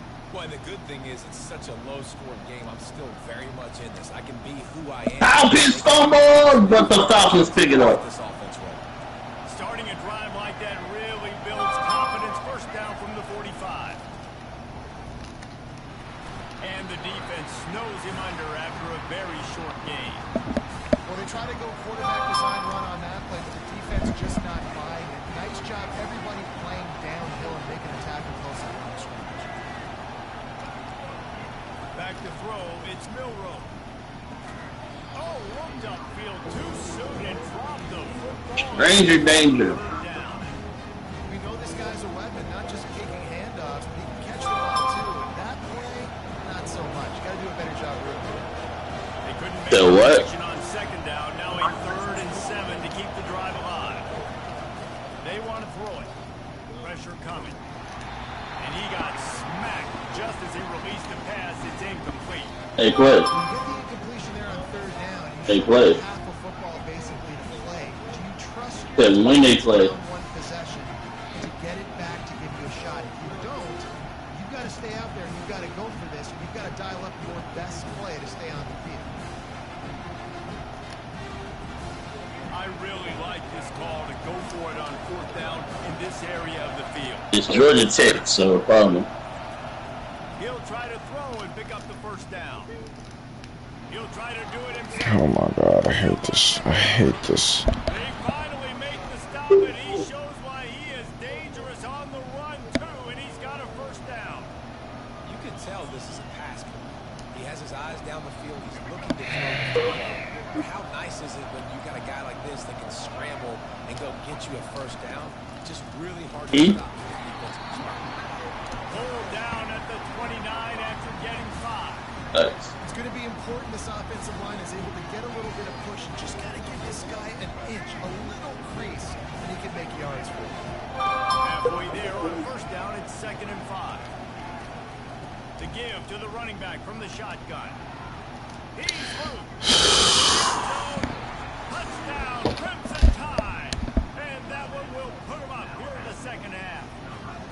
Price just got picked Successful run play on the ground. You've got to have by Justin Simmons. offensive line, receivers, everybody doing their job, and that helped lead to the home run.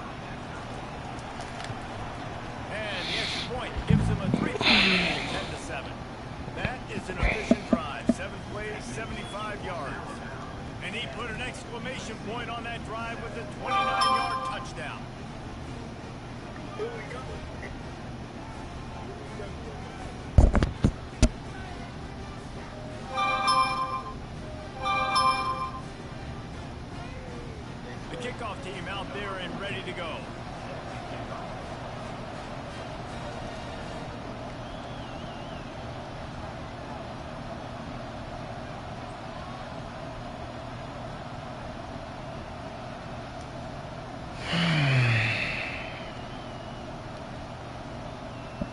Oh my God.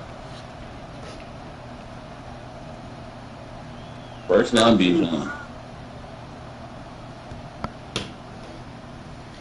And that is not the optimal solution there. The kickoff out of bounds, and the offense will have a little bit easier time of things.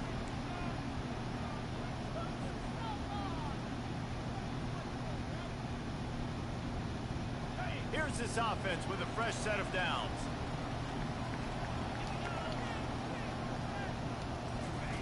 Comes out throwing on first down.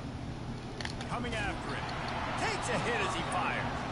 Hit hard just as he released it on first down and just couldn't get it to the receiver. They've already got a bunch of sacks on it today and another quarterback pressure. This offense has to try to find a way to get the ball out a little bit quicker. To protect. Oh my God, that's a pick on Marty Barnum. Screens, whether it's draws, whether it's rolling their quarterback, something has to change for this offense to protect their quarterback a little bit better. Dropping back, it's Moss. Fires to the wideout. Come on, bro. Gamble with the long pass is incomplete. And that was good defense again. And unfortunately, we've been saying that all game long. Really, really good defense. Or, listen, you can spin on the other side. This offense has really been bad. Ball is at the 41 as this defense tries to force the punt on 3rd and long. Quarterback changing the plays at the line. On 3rd and long, trying to have a big completion here. Trying to make magic on the scramble. Nifty little scamper on this one. Enough for the first down, and he slides in safely. You know, QBs want to make those big plays. They want to put up the big stats. But when nothing's there, sometimes you just tuck the ball, get a minimal gain. I like the slide, by the way, too. Get down and don't take a big hit. On 4th down, they'll pass for it. He'll pull it down. And the ball squirted out. So he recovers his own fumble, but they will have to turn it over on downs. You know, quarterbacks practice ball security as well throughout the week. And I didn't dive last time, but that time I dived. Shit, I don't know what they did to this game, bro. Why is shit so different? He's able to recover his own fumble there.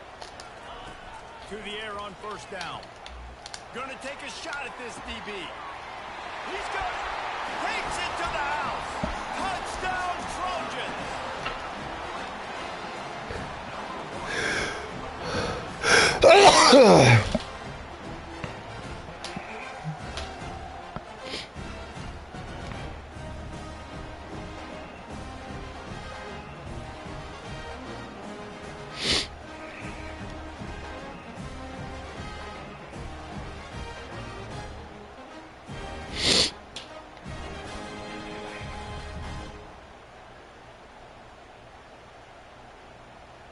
On to attempt the try. And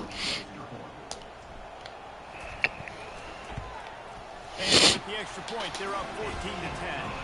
A very efficient. Bryce Tavian Sanders down to the 1. Comes on a 35-yard pass for 6. The kickoff bounces through the end zone. They'll bring it out to the 25. Touchdown, Jonathan Brooks.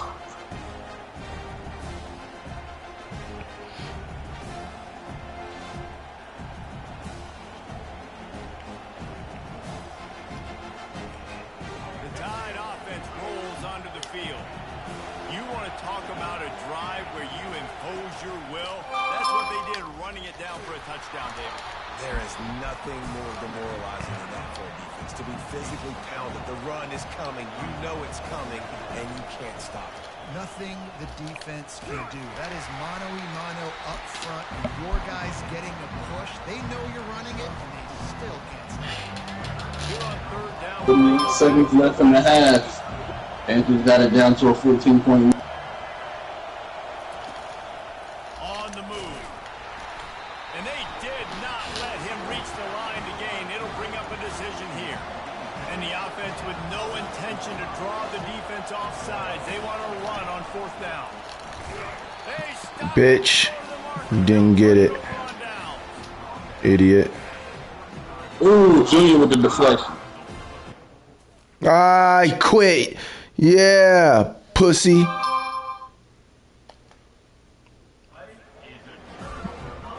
All right, he tried to challenge it.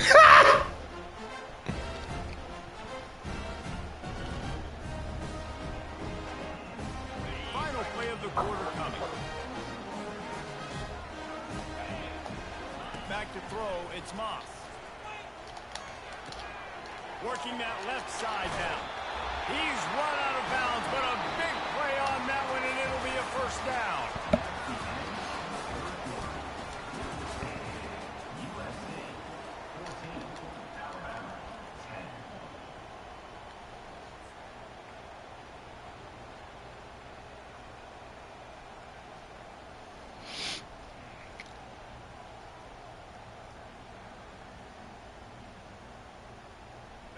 The Trojans looking to take advantage of this red zone trip. The give and tick, tick, tick, tick, tick, tick, tick. And they try the middle of this stout defense, and they rise to the challenge. Great job by the defense. Everybody firing off the ball, hitting their guys, holding their gaps, running to the football, nowhere to go. They got nothing on the last play. It's 2nd and 10. Motion from the offense. They'll run it from the gun. They'll give it. I feel like they jacked up my running, bro. Like, my run game feels weird. Left in the tank here to run the football and run all the time off the clock. They got the lead late. Didn't get the first. I don't understand why. It's not going to surprise anybody if they turn around and hand it off again here. Don't want to do that. Do I want to do that? Yeah, I want to do that. They love to pick up this 3rd down and get a fresh set with 1st and goal. A little pre-snap eye candy for the defense. Looking to the big tight end.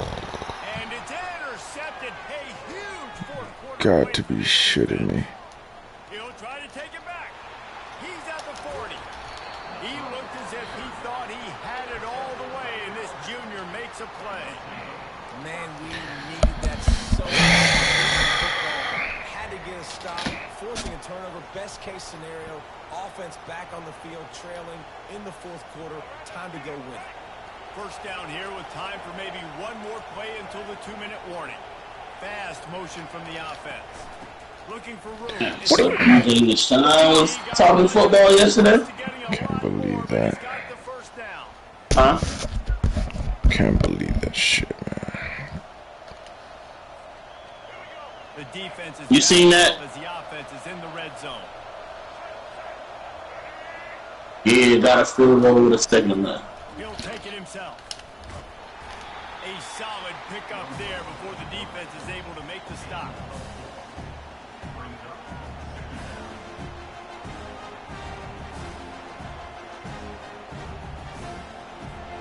Going to work in the red zone, they can't pick up the 1st down without getting it into the end zone.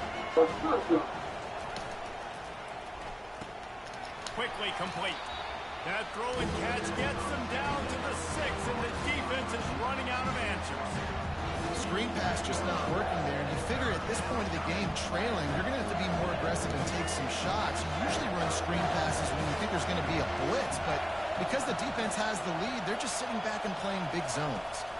Looking to throw, it's Milroe. I knew it. I knew it. I knew it. And they've moved out front here in the 4th. Man, I love this offense. I knew that's what he was going to do. I knew that was the shit he was going to do. And punch it in for the touchdown, and more importantly, take it. Alabama niggas is trash, bro. Here in the final period. Almost ready to kick it away after scoring the touchdown.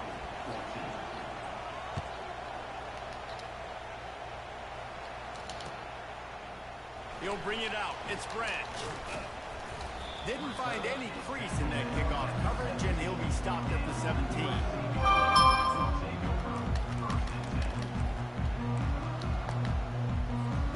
This Trojan offense is ready to go back to work.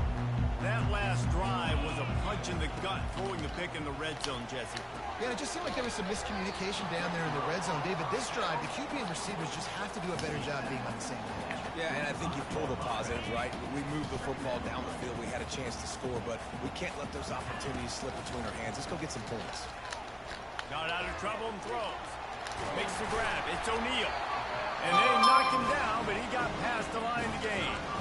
I just love quarterbacks that aren't greedy, that aren't always trying to throw the home run ball, right? Second down, you're in your own end of the field. The guy you want to throw to is not open. Just find the back. He'll go do something positive with it. This guy is a weapon, and you got to feel it. And the pressure will get there. The sack. Down he goes in the way. It's every other get, first down.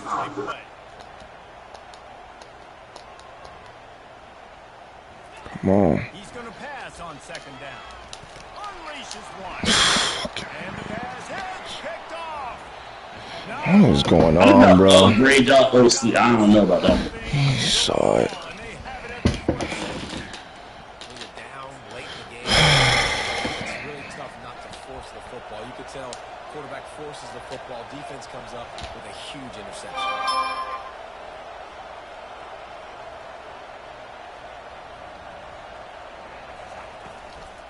From the gun, running back on the move. Got room at the 35. I don't care, bro. This shit, I can't believe I just lost back-to-back to fucking Alabama. Disaster and stop the really big play. It'll be a 1st and 10 from the 29.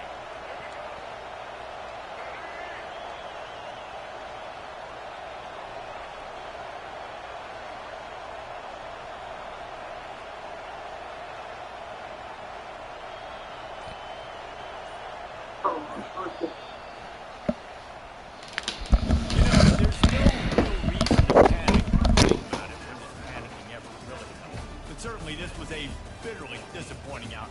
And you can look at a lot of different statistics, and I know we tend to overcomplicate college football these days, but guys, Bryce dropping back. it's down to two very simple things. Look at the Adam Thielen incomplete. And you can't have penalties. Do those things they Why you saying dumb shit, T-Money? That's the difference between winning and losing. Small things. What did I say that was dumb? You need to improve on. You don't know about if we upgraded our OC and O-line? Let's do those. Let's do more of those things more consistent. Your OC, I don't know that. What you thought is an upgrade over Dave Canales? He is definitely an upgrade over Dave Canales. A college coach that claimed to fame is Will Levis? I don't know that. He is an offensive coordinator. What you think Dave Canales is? Dave Canales ain't even an offensive coordinator yet. The nigga was learning. Nigga didn't even know how to be an offensive coordinator. He was learning on the job. If we still had Dave Canales, I still don't know if he knows how to be an offensive coordinator yet.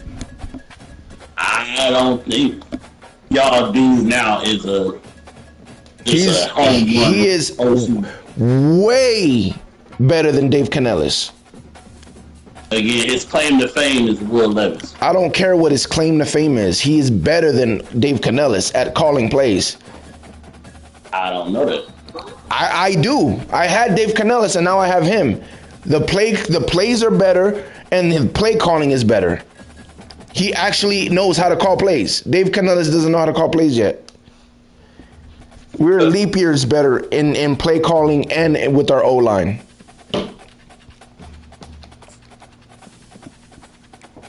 No, I'm not playing another game. I'm not playing another game.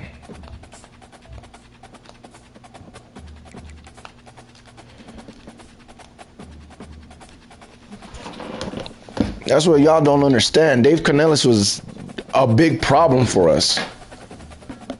He had Baker playing like a top 10, top 15 He quarterback. didn't. Mike Evans had him playing like a top 10, top 15 quarterback. Mike Evans is the only reason why Dave Canales looked good. Mike Evans did all that. It had nothing to do with Dave Canales. Only thing Dave Canales did that was good was make the system easy for a quarterback to read. He gave them simple plays. That's all Dave Canales did that was good. As far as play calling, wasn't good. And his plays, the plays themselves, they were easy, but if it wasn't for no Mike Evans, we would have been trash. Baker wasn't good with Dave Canales. It was Mike Evans. So I keep trying to tell Panther fans, man. You already see it. You see your offense on preseason. Hey, Xavier Woods. We didn't score one freaking point in the first drive last year. Baker scored though. I remember him scoring. No, I'm saying last year with Dave Canellis, we didn't score one time. I'm saying I remember Baker scoring in the preseason. I'm talking about in the regular season, bro.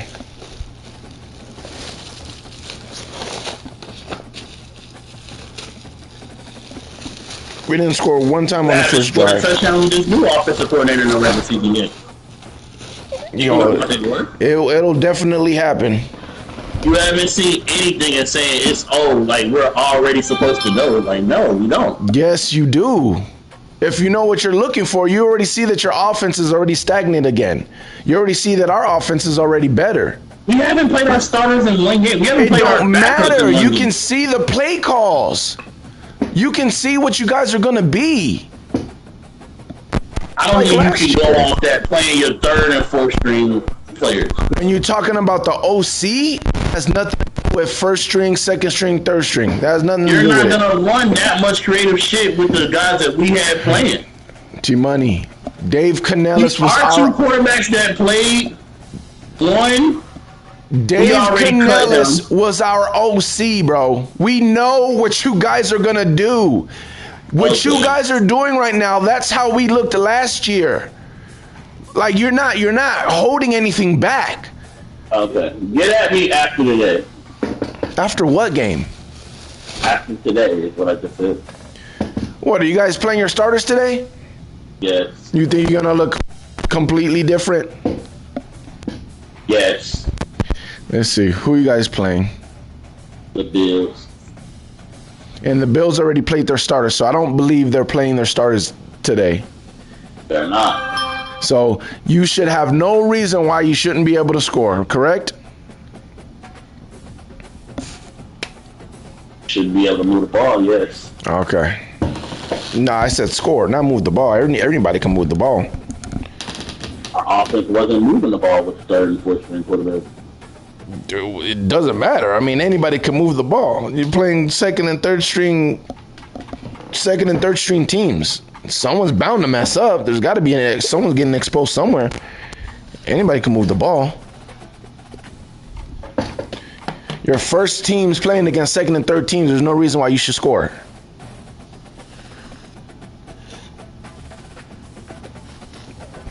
I just want my offense to look like an offense.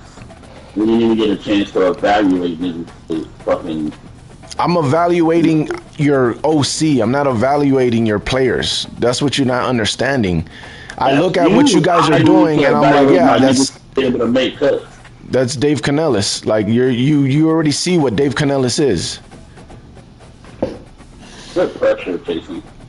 And that's what I was afraid of if he would have stayed with us. Did he learn anything from his mistakes? Because he showed during the season he's a hardhead. He doesn't really learn fast. He doesn't adjust fast. Liam Cohen already showed that he's a veteran play caller. Like he already knows how to play call.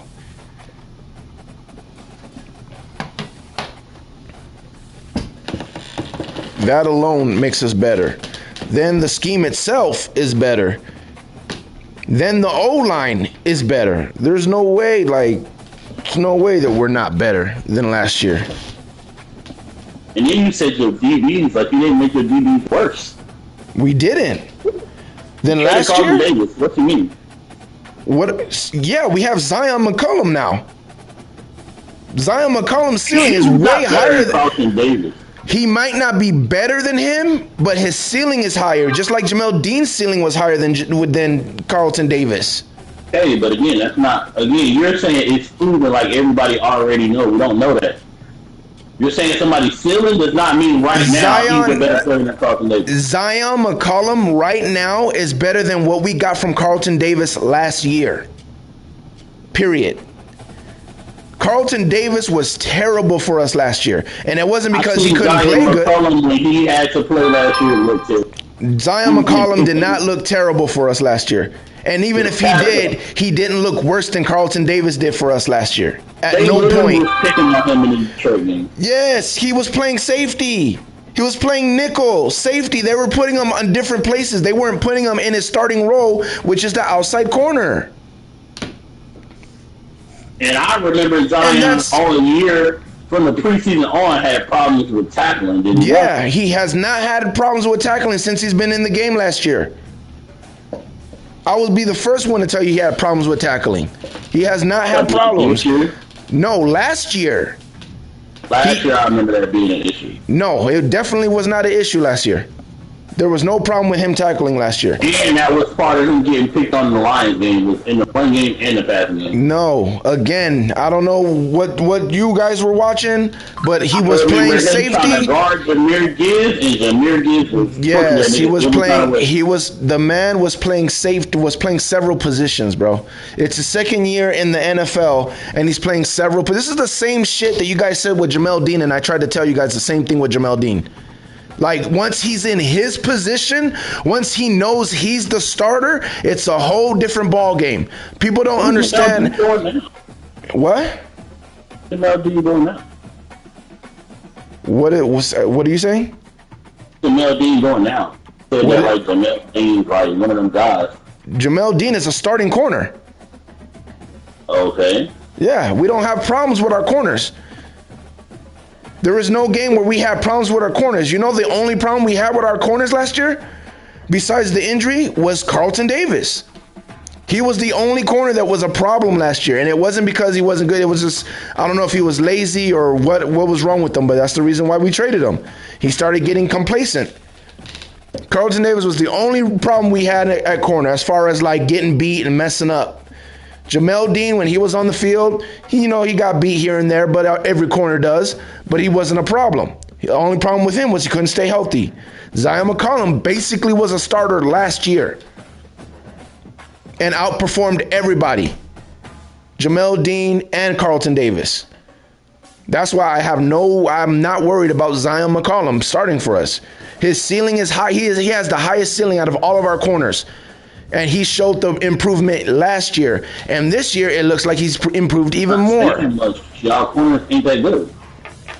Our corners has been good enough to win Super Bowls. I don't know how much better you want them to be.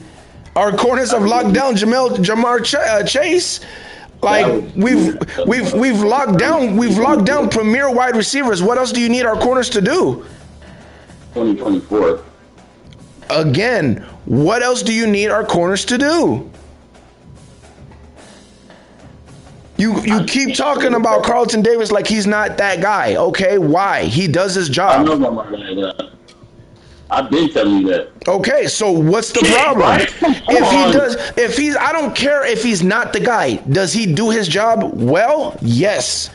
Does he stop their other team's number one wide receiver? Yes. So what else do I need from a corner? What else do I need my corners to do? Get interceptions? Guess what? Zion McCollum got the best hands out of all of them. Zion McCollum can do the best coverage out of all of them. Zion McCollum got length like Jamel Dean, but got speed like Jamel Dean as well. In fact, he's faster than Jamel Dean. Zion McCollum is our best corner. Zion McCollum could be that nigga. Whatever you think that nigga is, Zion McCollum could be that nigga. What Carlton could never be. And Carlton's a good corner. So if we got someone that's better than Carlton, and Carlton was good enough to win a Super Bowl and do his job, I don't understand what the problem is. Y'all didn't win that Super Bowl because of y'all secondary. Y'all won that Super Bowl because of Levante and Devin White. We won the Super Bowl because we had a good defense. Can't even say your linebackers is better either. Than who? Than last year. The only thing our linebackers aren't better than last year is blitzing. That's it. And ain't what you call it still hurt? Who? Yeah. I don't think so. But that would be our only problem is our D-line, whether Yaya is hurt or not. The only thing that I'm worried about is our D-line, and our D-line's a big part of if we're gonna be good this year or not. Our D-line and our O-line, and our O-line already showed us that they're gonna be good, so I'm not even worried about the O-line no more. D-line, I'm still worried about that, but besides that, like I said, the corners are better, safety position is better. Besides blitzing, our linebacking and coverage and linebacking and stopping the run is going to be better. And Hopefully our D-line is better. I don't know. But our team is definitely better than last year. People don't think so. They're going to find out. We're going to be a way harder team because we're going to actually be able to run the ball this year.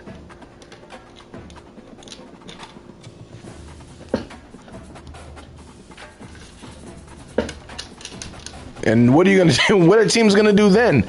When you can guard Mike Evans all you want, but you can't stop the run. Then what are you going to do? Like that's what people don't understand. Worse without Dave Canellis.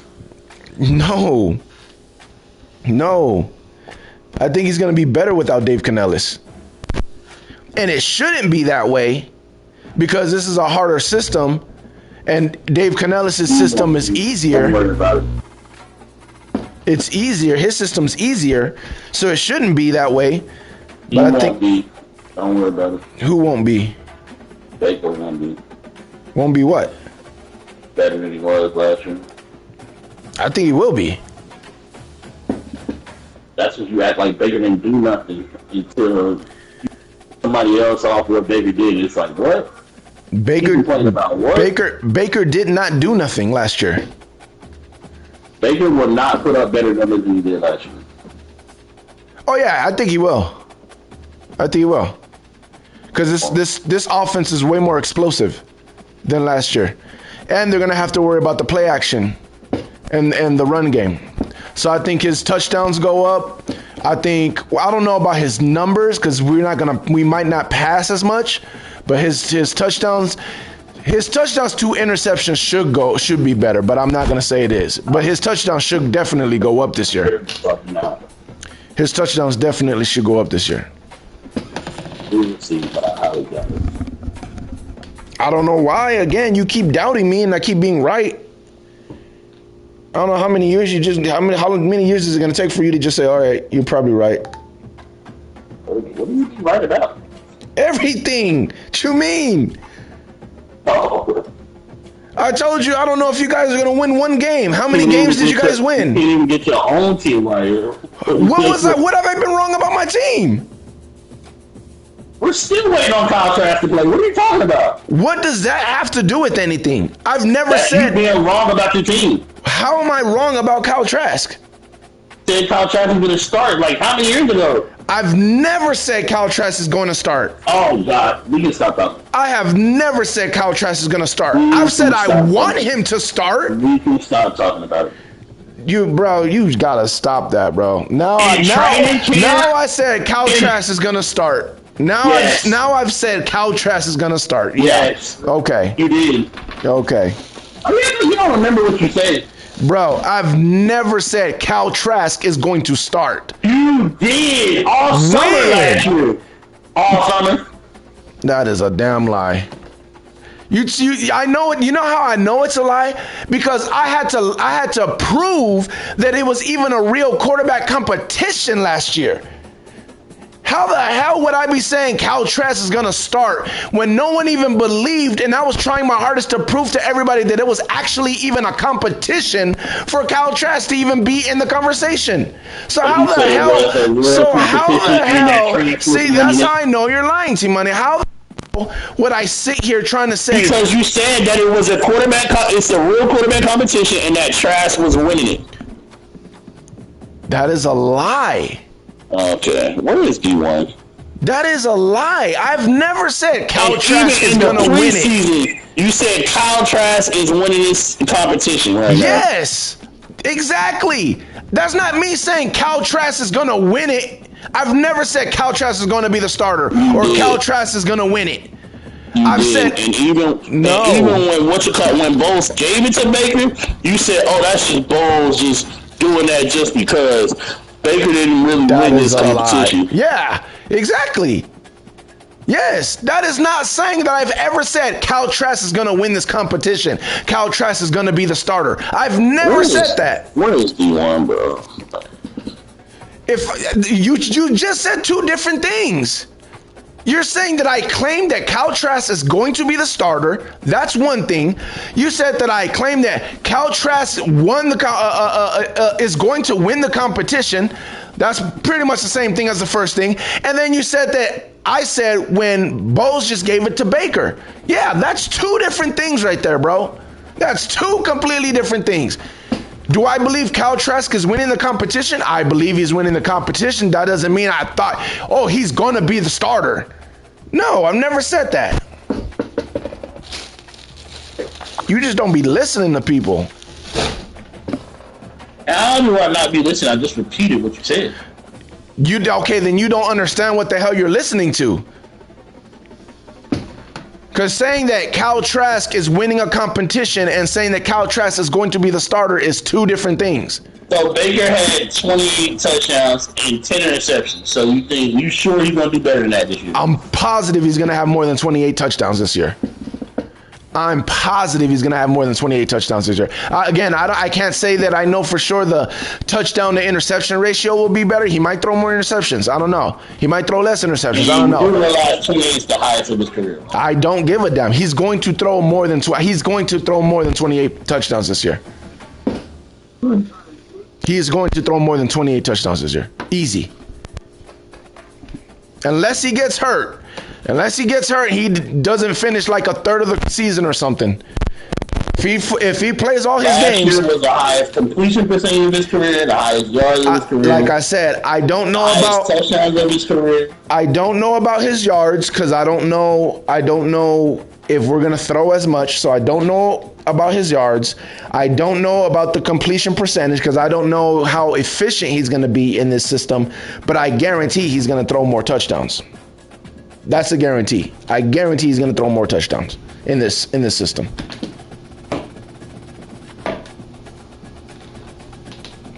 Let's see.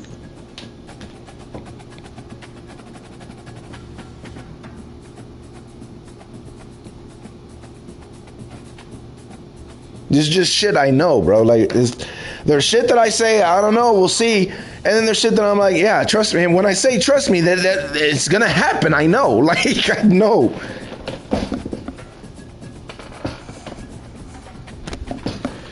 D-line, I don't know. We'll see what happens with the D-line. O-line, yeah. But we're going to be better. I'm pretty sure we're going to be better. Completions and interceptions, I don't know. Touchdowns, yes, trust me. He's going to throw more touchdowns. Zion McCollum, yeah, we'll be better with the corners. We'll be better at safeties too. Like when I know, I know. When I don't, I tell you, I could be wrong. I don't know for sure, but this is what I think. But when I know, I know. OC is definitely better than Dave Canales last year. And that's the part that the rest of the NFC South does not understand. They think we're picking up where we left off, which we're not. Dave Canales. How? Because we know that Baker's career has been that it's so up and down because he never keeps the same offensive coordinator. But he didn't have the same offense. You act like Dave Canales was his second year with Dave Canales. Dave Canales already said he geared the offense to Baker Mayfield, though. Of course, that's what every OC does. Every good OC is going to gear it to the quarterback. Every OC ain't good, though. Man, I'm not sure. Including Dave Canales. Liam has already showed he's better as an OC. He might not be better training a quarterback. Maybe Dave Canales is better, holding a quarterback's hand and trying to teach him the game of NFL football. Maybe, I don't know.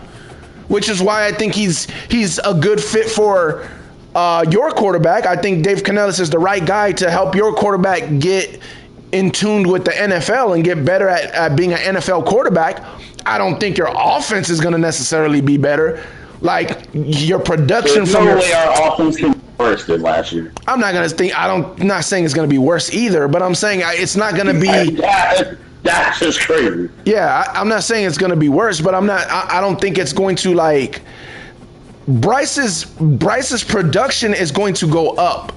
But your competitiveness, I don't know if that's going to be any better. Like last year when I told you, you guys are not even competitive. You guys are not going to win any of your games. And you guys ended up only winning 2 games, which we've said before. If you're 3 games, then you're probably right. If you're 3 games in what you were saying, then you're right. I was 3 games in what I said. So I don't think you guys are going to be, or I don't want to say I don't think, I'll say I don't know if you guys are going to be any more competitive than you were last year. So Bryce's production is definitely going to go up. But as far as competing in a football game, I don't know. I can't say that you're going to be competitive this year. And you can be competitive and still be bad, one of the worst teams. But I don't even know if you guys get off of that. We weren't getting smoked all last year. You weren't competitive.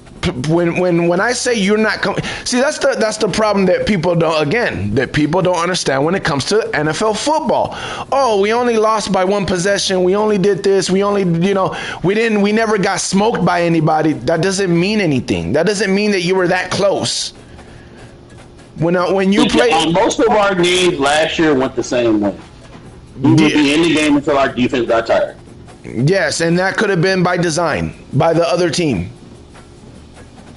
That's why it doesn't mean anything. It doesn't mean that you were that close. It doesn't mean that your defense was actually that good. It could mean that the other team knew how you guys are as a football team and let the game stay close until you messed it up. Bucks went years with doing that. I've said this before. Sean Payton is the reason why I even learned that strategy. Sean Payton did that to us every year. Oh, we were close, but somehow we always lose. Sean Payton knew that. Yeah, they'll mess it up at the end. Just keep the game close. We don't got to risk anything, and they'll mess it up, and we'll win the game at the end. We don't got to show nothing. We don't got to do nothing. When you have no chance. Miami. You might have not had no chance against a lot of teams, and you just don't know it. And the Jags. Like I said, you might have not had no chance against a lot of teams, and you just don't know it. I thought about going to that Jags game, and I was like, nah. Which I've been telling you, your offense is not competitive. You're not playing competitive football. And again, I don't know if you will be competitive or not this year, but I can't say that. I can say Bryce Young is gonna be more productive and look better. That still doesn't mean you're gonna be competitive. I'm not saying you're not, but that doesn't mean you're gonna be competitive.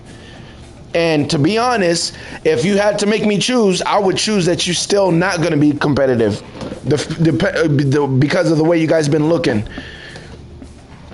And because I know Dave Canellis. We've been looking. We haven't played our first or second string. Again, I'm not talking about you're not going to be competitive because of the talent that's on your team. I'm saying I know Dave Canellis. And when it comes to your first team, I know what talent you need to have to look competitive in a Dave Canellis's system. And you don't have nowhere near that type of talent. What do you need that we don't have? You need a Mike Evans or a Chris Godwin and then a freaking... Bro, the talent that we had, we didn't look competitive in certain games. Like, that's what you need. So what about Mike Evans? A big receiver that can run fast? No. Someone that is an all-pro wide receiver that can route run and be open 90% of the time. Someone like Chris Godwin who can route run and be open and have great hands. That's what you need. You don't just need a big body wide receiver. You need a wide receiver. Deontay Johnson can be the route running guy that just gets open.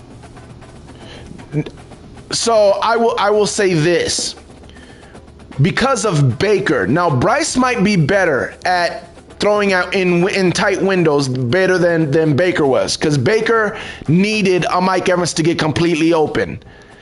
But I will say again, it's when you talk about the system, Dave Canellis didn't help us. And when there was times where the system wasn't able to do its job, Dave had no answer to it. And the only reason why we had any type of answer was because Mike Evans is a beast. You don't have a Mike Evans on your team. So there will be times where the system will look decent and competitive enough. But there's going to be times where it's not going to be enough. And you don't have someone like a Mike Evans to bail you out in those games, which is why I think some games you'll look competitive, and I think most games you won't look competitive because of Dave Canellis. Unless, and I don't know this part, and I keep saying this, unless your run game is decent, which you guys are known to be able to run the ball. So unless your run game can be your Mike Evans and carry the load, then maybe you'll have a chance. I think we'll be better at running the ball than y'all are. But yeah, I'm not saying be better. I'm saying be a good running team. Like, you're going to need to carry the game. Like, not just, we can run the ball. Jonathan Brooks, when he come back. Carry the game. In other words, you're not passing very much. You're just running the ball. That's hard to do in today's NFL against a good team that can stop the run.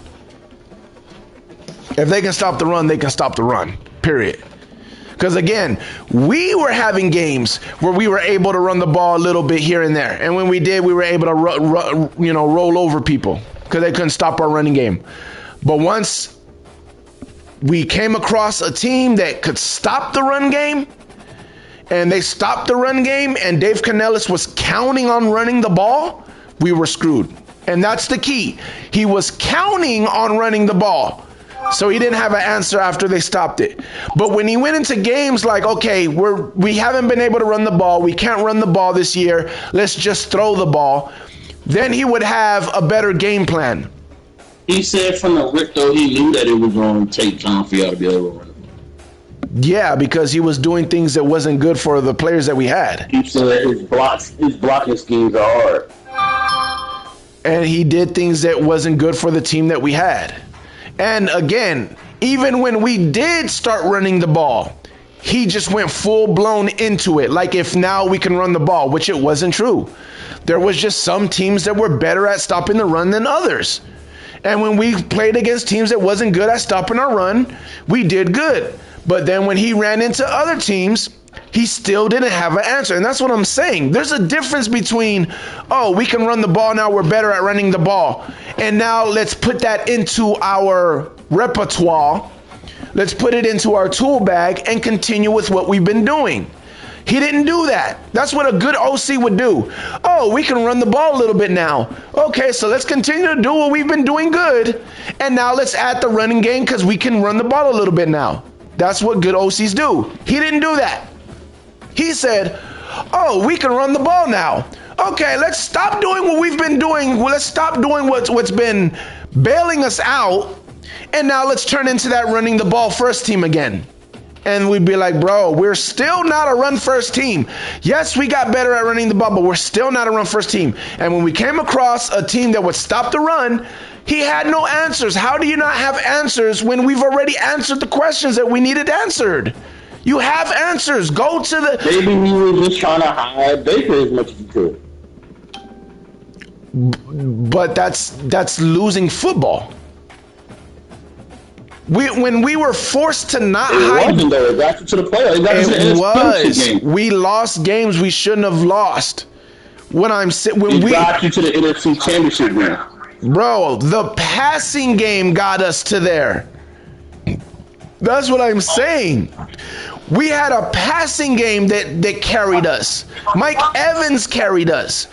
And when he started going to the run game, it's like, bro, stop trying to make us a run first team. The passing game is carrying us. I get it. If we can run the ball, try to run the ball. I get it. But when we start showing signs of, well, maybe today's not the day that we can run the ball, go back to what we've been doing. Go back to what's been saving your ass. And he would take forever to do that. Once we had a good run game, then the next game, that's all he wanted to do.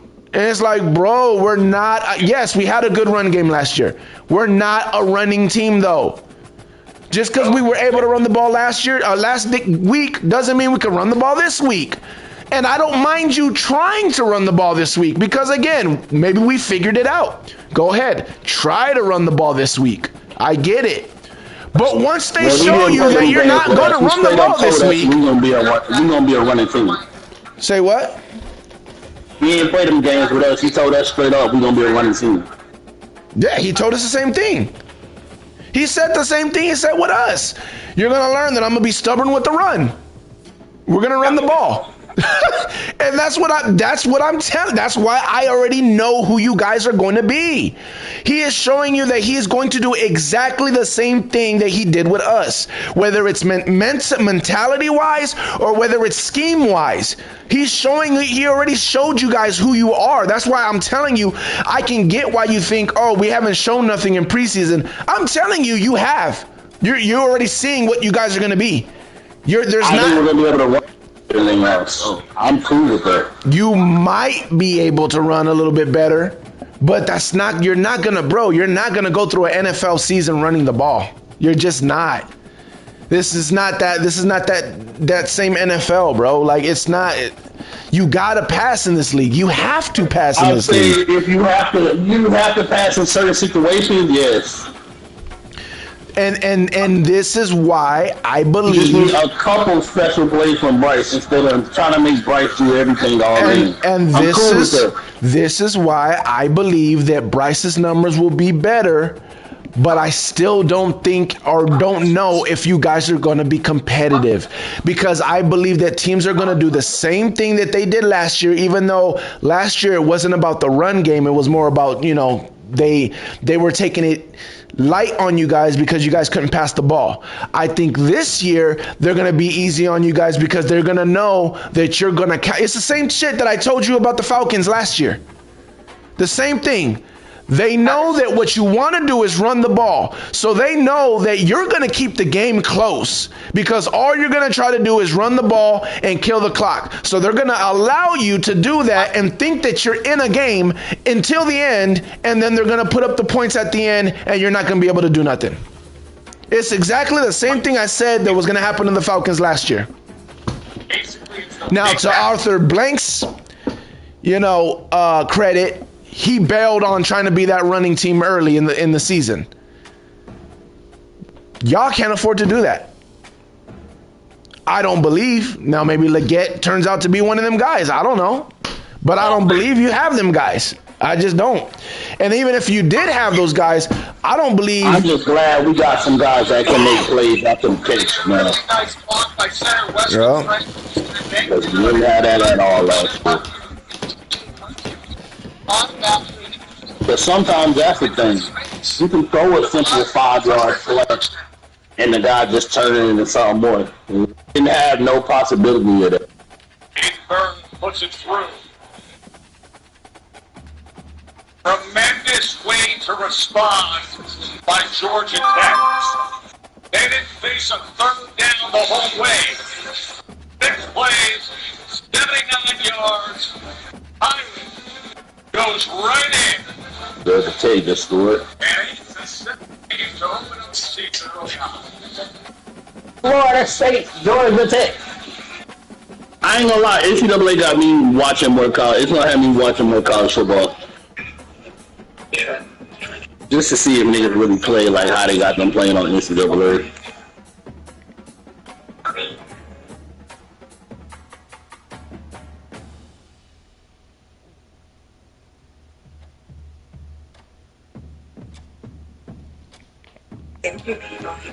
Everything we can for the people who ride with us. But it's okay. Let niggas sleep on Bucks again. I'm not asleep as far as y'all could win it. I feel stronger about the Bucks than I did a couple weeks ago. Before preseason, I feel stronger that we're gonna win the division than I did before preseason. Just put it like that. I just don't think it's a given. No, I don't think it's a given either. But I would say your hardest competition is the Falcons. I'm not just going like. Well, you heard what I've been saying as soon as they got Kirk Cousins, and I've had that same type of thinking the whole time. Like they just trying to act like the Falcons don't have a chance, and I'm like, I just can't do it. No, yeah, the Falcons definitely have a chance. I don't know if I explained it to you earlier, but I explained it like this. The way I looked at it was, it should be the Bucks division, but if things don't go the Bucks way, then the Falcons have a chance at winning this division. Then it went from that to, okay, if the Bucks go, if the things go the Bucks' way, then I think the Falcons still have a chance at winning the division. And now after preseason, I feel like if things go the Bucks' way, I don't think no one else has a chance to win the division. So that's how I feel about it now. Ever since the preseason, if everything goes the Bucks' way, the Falcons don't have a chance. They don't have a chance. If we are who I think we are, Falcons don't have a chance. So what's not a chance? Y'all won the division by 3-4 games. I mean, even 2 games is not a chance. Like at the end of the season, we're only up by 2 games, but you know, by week 16 or whatever, it was already like, you know, we could lose the last games, we're still gonna win the game. You know what I'm saying? Like it'll be like that. I mean, it could be. I mean, I don't think no matter who wins it, I don't think it's gonna be like that. I think niggas gonna have to play it out to the end. Put it like this: I think we have a chance to go to the NFC Championship, and I don't think the Falcons have a chance to do that. That's what I think our ceiling is. I think we have a chance to go to the NFC Championship if things go the way it should go. Not saying we're going to make it to the NFC Championship, but we have. Last year, I believe we were a one and done playoff team last year. This year, I believe we can make it to the NFC Championship. Could we go one and done again? We could. I'll be disappointed if we do. If we only win 1 playoff game, I won't be too disappointed, but I do think there's a chance that we can make it to the NFC Championship. I think we actually have a shot now. If things go the way I think, and again, I still don't know about my D-line. My D-line has to step up. I don't know about my D-line. That's probably the biggest question. But as far as O-line, I believe they're going to step up. As far as the rest of my defense, I believe they're going to step up. And the offense, I believe, is going to the complete offense. I think is going to step up. My D-line is the only thing that I don't know if we're playoff ready with my D-line, and I need a playoff type of D-line, and I don't know if we have that yet. So that's the only thing. And Falcons got way more questions than we do. That's the thing that bugs me. Everyone got questions about the Bucks. Falcons got way more questions. Everything about the Falcons is a question. We don't know about Raheem Morris. We don't know about the OC. We don't know what Kirk Cousins is going to look like. Don't play a dog like that. What? Raheem Morris used to be your dog. Do not play him like that. We still don't know what he would be. We don't know how different he's going to be or how much the same he's going to be. We have no idea what Raheem Morris is going to do with this team. Period. That's not to say I think he sucks. I just say I don't know what the hell they're going to look like. I don't know what they're going to be. I don't know if they're going to be good. I don't know if Raheem Morris got his own way. I don't know if he's going to be like he was with the Rams. Like, we have no idea what Raheem Morris is going to look like. Even if we knew what Raheem Morris's plan was, we don't know what it's going to be like with this roster. They have way more questions than us, but for some reason, everybody's more confident that they know what the Falcons are going to look like than they know what the Bucks are going to look like, which is crazy. We're the ones with the proven players. Well, this is why we need to have a podcast episode. But his ability is really his big weapon. Fine. Jay gets it out of the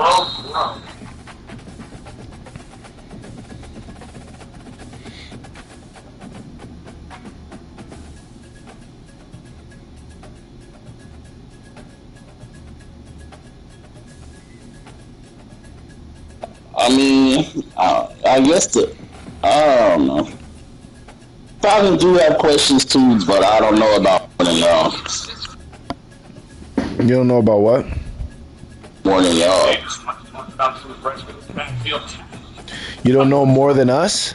Mm-hmm. What more? What's more than us? I don't know if they have more question marks than me. What question marks do we have?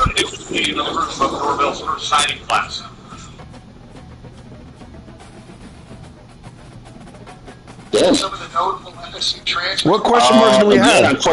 I'm questioning the offense and the new coordinator. Okay, and you can't do that with them? I feel like they have.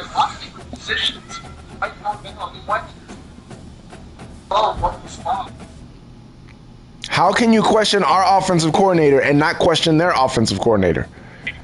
Because I think When Baker depends on his offensive coordinator way more than Kirk Cousins does. our offensive coordinator has actually been an offensive coordinator.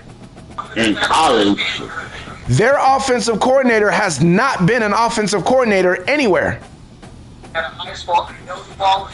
Their quarterback, who they're depending on, is coming but off he's of going to make very true though. so is our offensive coordinator.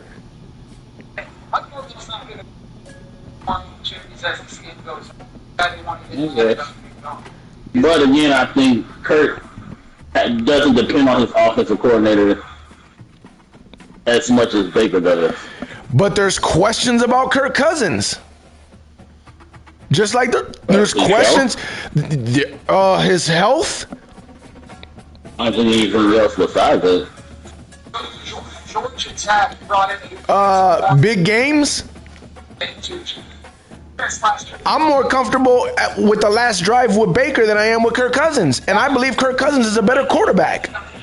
I don't know about that. Kirk Cousins is not better than Baker? No, I'm talking about the whole. If I had a last drive, I'm choosing Baker over Kirk. Bro, again, I've said this many times. Kirk Cousins is a better quarterback than Baker. I'd rather have Kirk Cousins than Baker. The one thing I can't take away from Baker, though, is that he doesn't fold or crumble under pressure. That doesn't mean he makes the right moves or he's super clutch, but he doesn't fold under pressure and big plays. Kirk Cousins' whole problem that people don't like about Kirk Cousins is in the big games, he can't get it done. Baker has gotten it done in big games. He don't get it done in every big game, but he's gotten it done in big games and in big moments. That's one thing I will never take away from Baker. That's probably the only thing I've ever given Baker. So I'm not being biased when I say that. So in my opinion, there's just as many questions when it comes to Kirk Cousins, whether you're talking about health or you're talking about big games, big moments. Baker, there's questions about him because he's Baker. There's questions about him as a quarterback. I get it. But again, when you're talking about blow for blow when it comes to the Falcons, and being in different offenses, Baker's performance is totally changed based off his offensive coordinator. but he's been in this offense before. He was in this offense with this OC. Someone that when he got traded halfway through the year with the Rams. To the Rams, yes. He was literally. Huh? He was ass besides like one game. No, he played like 3 or 4 games. Yeah, he was ass besides one of them. He won the first game, I think it was. He put 50 points on like another game. Like, he wasn't great, but again, he's been in the system. That's the point. This would be like a second year in the system. Not fully, but it's ahead of the curve than what he was with Dave Canales. So, again, less question marks than with the Falcons. What else about the Falcons? The OC. Same thing. What else about the Falcons? The head coach. We don't have that problem. What else about the Falcons? Different pieces at safety. We don't have that problem. Our 2 safeties have been together before and won a Super Bowl together. We don't have that problem. What about other pieces? Our safeties. Our 2 safeties have played together and won a Super Bowl together. They know each other. Their 2 safeties don't. Our corners. The same pieces. Only difference is the linebacking. I mean, AJ Perez is better than all your corners, though. Don't look like it when we play. So he can be better. I don't think so. I think they're the same caliber. And I believe when it's all said and done, Zion McCollum will be a better corner than AJ. I can truly believe that. Because I think the only thing that AJ is better is interceptions. That's the only thing that I think AJ is better at than our corners. And I think Zion McCollum can do just exactly what AJ does at interceptions. But I think he'll be a better corner than AJ. After months on the road for the Trinidad hockey team. But the point is, you're talking about AJ. Who's the other guy? Exactly. I'm talking about my corners. I got 2 corners that I know are good. They're okay. I ain't got to worry about them. They're going to do their jobs. My linebackers, okay, they're going to do their jobs. KJ Britt, you know, he might get beat in coverage here and there because I don't think he's athletic enough. But that's one weak spot.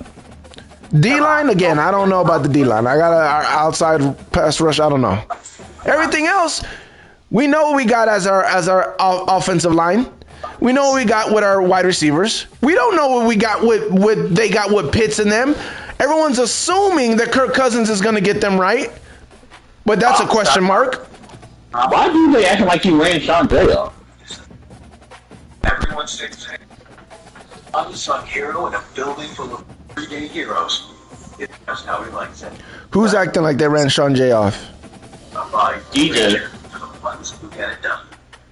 I don't know. My friends sleep all the purple banners. Only that is So what I remember about that show is we couldn't keep a Saints fan.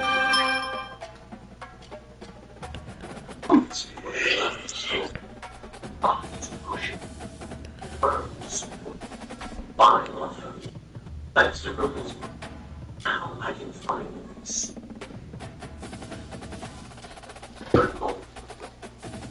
And you can't say you ran somebody off because you was in Mike.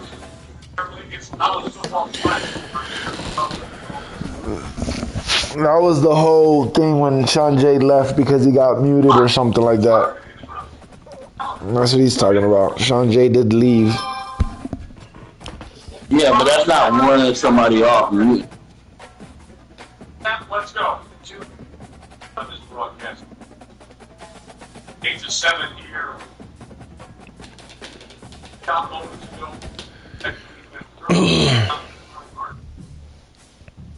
Now Haynes King. After this is Tom Haynes.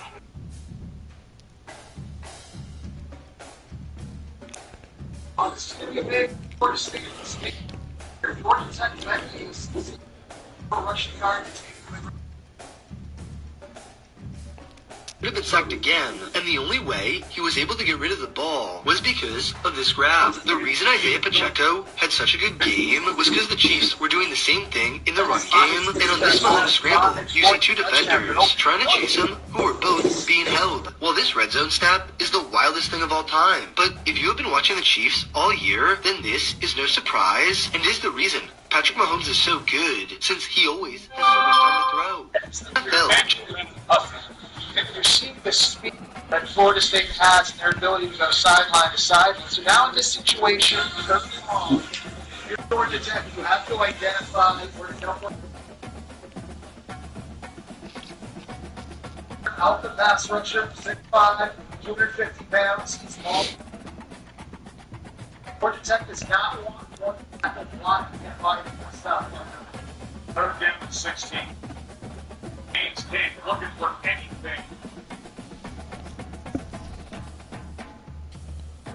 30-yard line. 38 Thomas left at home there.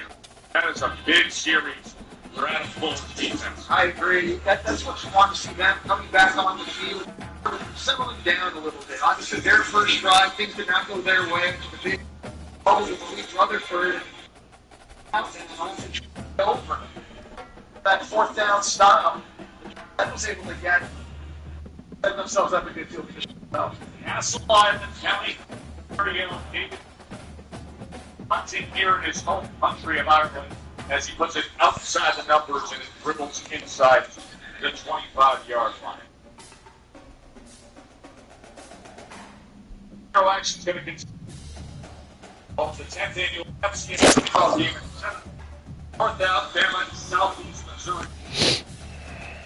And Florida A&M, Norfolk State, our celebration each 7:30 Eastern on ABC. At home. Yeah. Inside or not.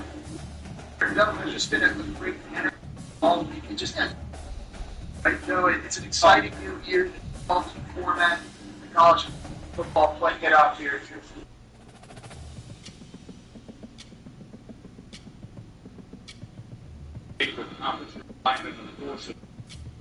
College football playoff. That'll be a first down for Florida State.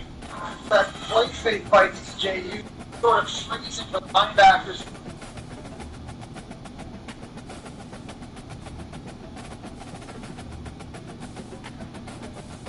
Pushing down field, right, Joe? It's been a lot of pros just trying to keep. It's 17 for 62. Offensive pressure, Davidson. That goes for 12 yards. Right, first quarter. Pelicans. Bursting through. Get to him.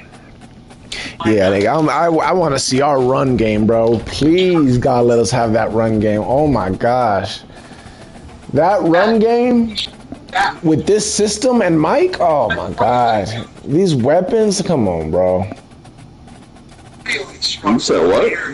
I said that run game with these weapons that we have and the system, like, it's going to be stupid, bro. Like, I don't think people understand how good, like, Shine was saying that his O-line is better than my O-line. It ain't even going to be close, bro. It ain't even going to be close. Our O-line is going to be head over. Our O-line might be top 5 this year for sure. And I'm talking about in everything. Pass protection and fucking, like, we might have one of them O-lines this year. Why? Because of new center? Bro. It's not, again, I've been saying it. Like, I think people was overblowing Ryan Jensen. And, man, we miss Ryan Jensen. And I'm like... Listen, Robert Hainsey is good enough. I didn't think he was as good as Ryan Jensen, but he was good enough, and it wasn't that big of a difference. It really wasn't. Especially in the past game, I thought he did decent. With this guy, Barton, bro, Ryan Jensen ain't never looked like that. Ryan Jensen has never punked dudes the way this man is punking guys, bro. It's like Tristan Wirfs all over again. Now, Tristan Wirfs was more sound as far as like, okay, you're not getting past me. You can get past Barton. But when he gets you, oh, you're out the play. Like you're not there. You're moving. You are moving.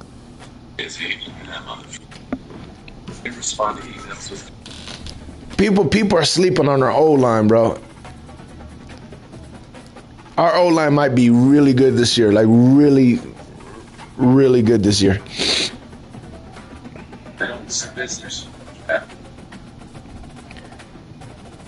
We get a run game. Oh, man. And Bucky Irvin is nice with it, too. Bucky Irvin is nice with it. I like Bucky in college. So. Bucky is nice with it. I think Rashad needs to watch his back. I'm going to be straight honest with it. Thickness, volume. I think Rashad needs to watch his back. Definitely. All that time. DIY is. Shoot, and Sean Tucker's been looking explosive as hell. All of this started here. We're here. It is it. And the States wasn't delivering. I think getting 3-4 yards, bro, I think that's going to be easy for us. That's going to be a problem. You really have to try to stop us from getting 3-4 yards. And we're in this McVay system where we do bootlegs. And we have a Mike Evans. And not only Mike Evans, bro, Jalen McMillan. I put it like this: if Jalen McMillan was on your team, he'd be the number 1 wide receiver right now. I promise you. If Jalen McMillan was on your team, he'd be the number 1 wide receiver right now. I promise you that. I don't think so. Jalen McMillan is nice with it. He is nice with it, bro. Jalen McMillan can be a starter anywhere.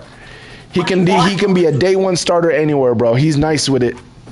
He dead ass is probably gonna be the reason why we don't bring back Chris Godwin. Dead ass. He's probably gonna be the real reason why we don't bring back Chris Godwin, bro. The one and only Frosty is a buck. Got it. Please.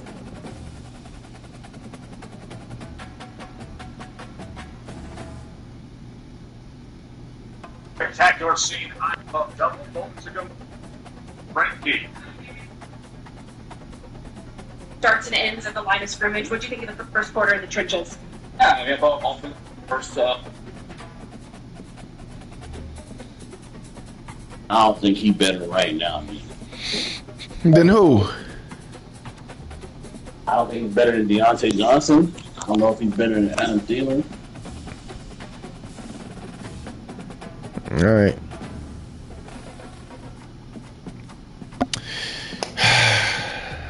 Why you think I be lying, bro?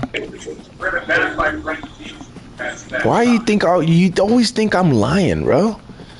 Say what? I said you always think I'm lying. I just said I don't think. My analysis is always good. It's always good. Okay. It's not the first receiver we heard you brag about. Who else have I bragged about?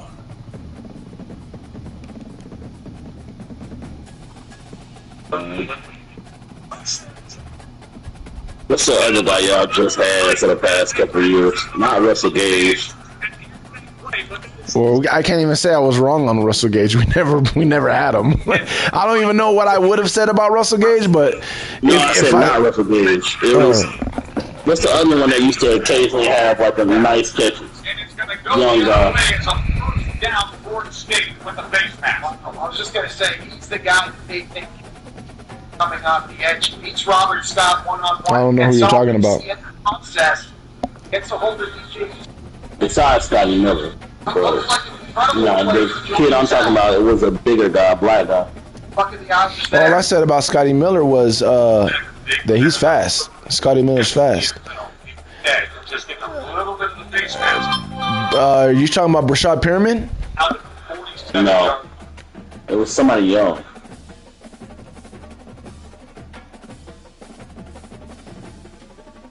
Back into the backfield, play action. I don't know who else you could be talking about. You're not talking about Trey Palmer, right? Because he was a rookie last year. We ain't had him for a while. That might be it. Well, I only had him 1 year. Really good patience by Roydale Williams, selling like it's going to be pounds. It's looking like my action. Good spot. He's in the up the field. And the same thing with him. All I said was same thing, that he's just another Scotty Miller, but he's probably a better wide receiver than Scotty Miller because he can better length and. You used to hype up. You used to hype up Devin Tompkins and Jalen Darden. I never hyped up Devin Tompkins. And who was the other one? Jalen Darden.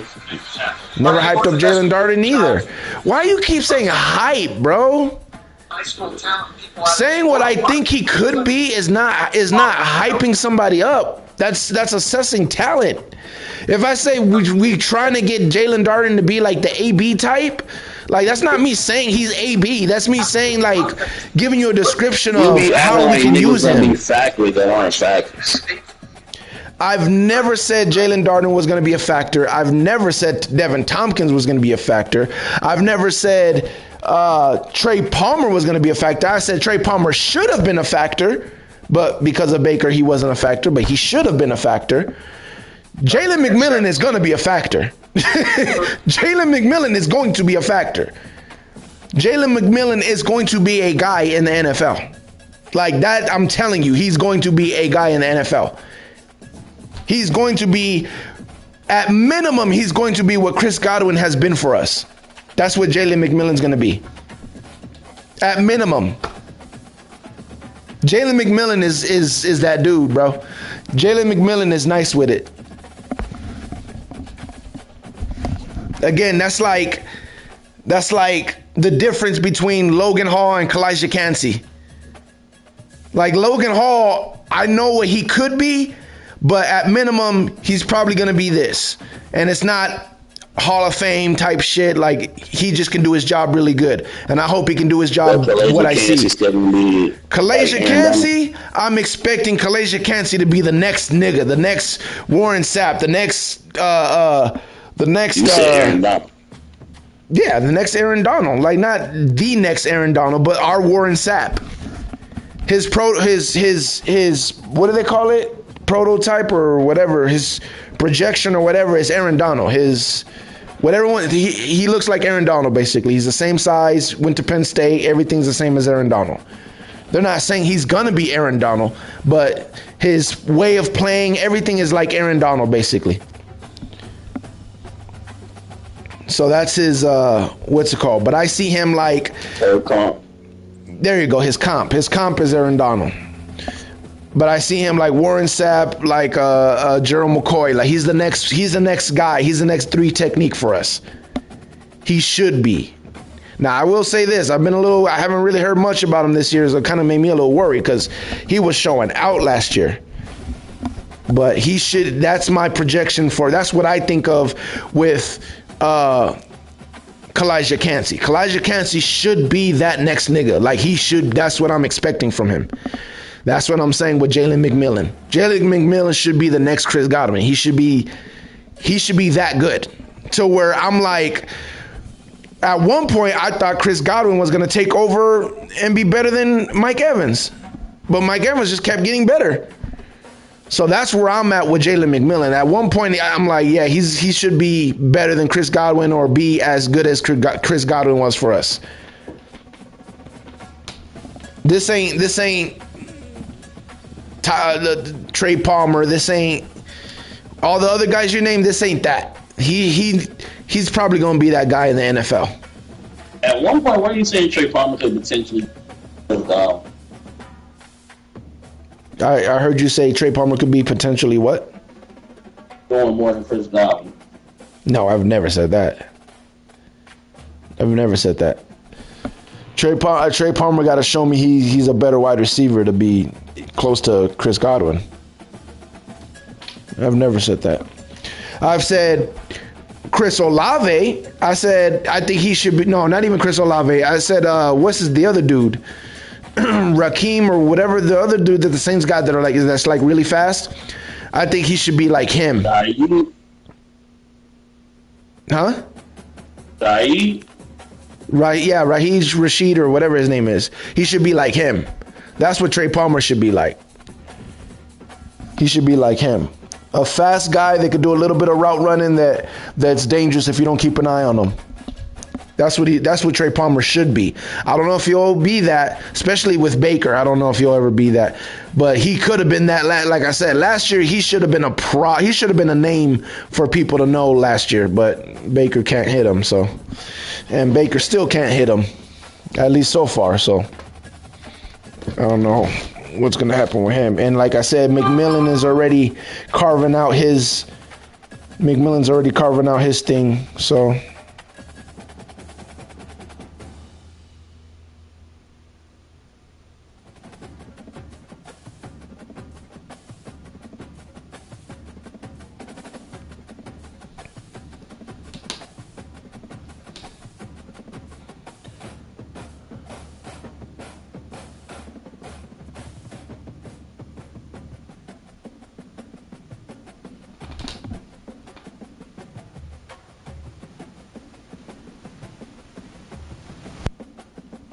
Chilling in the car.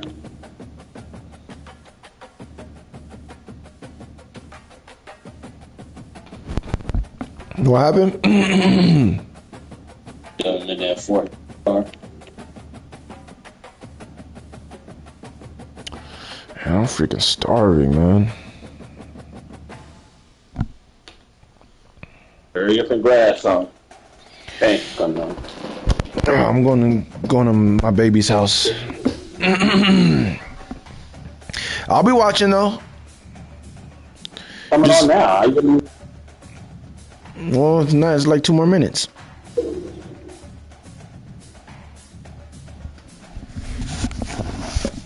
My computer is freezing. Come on!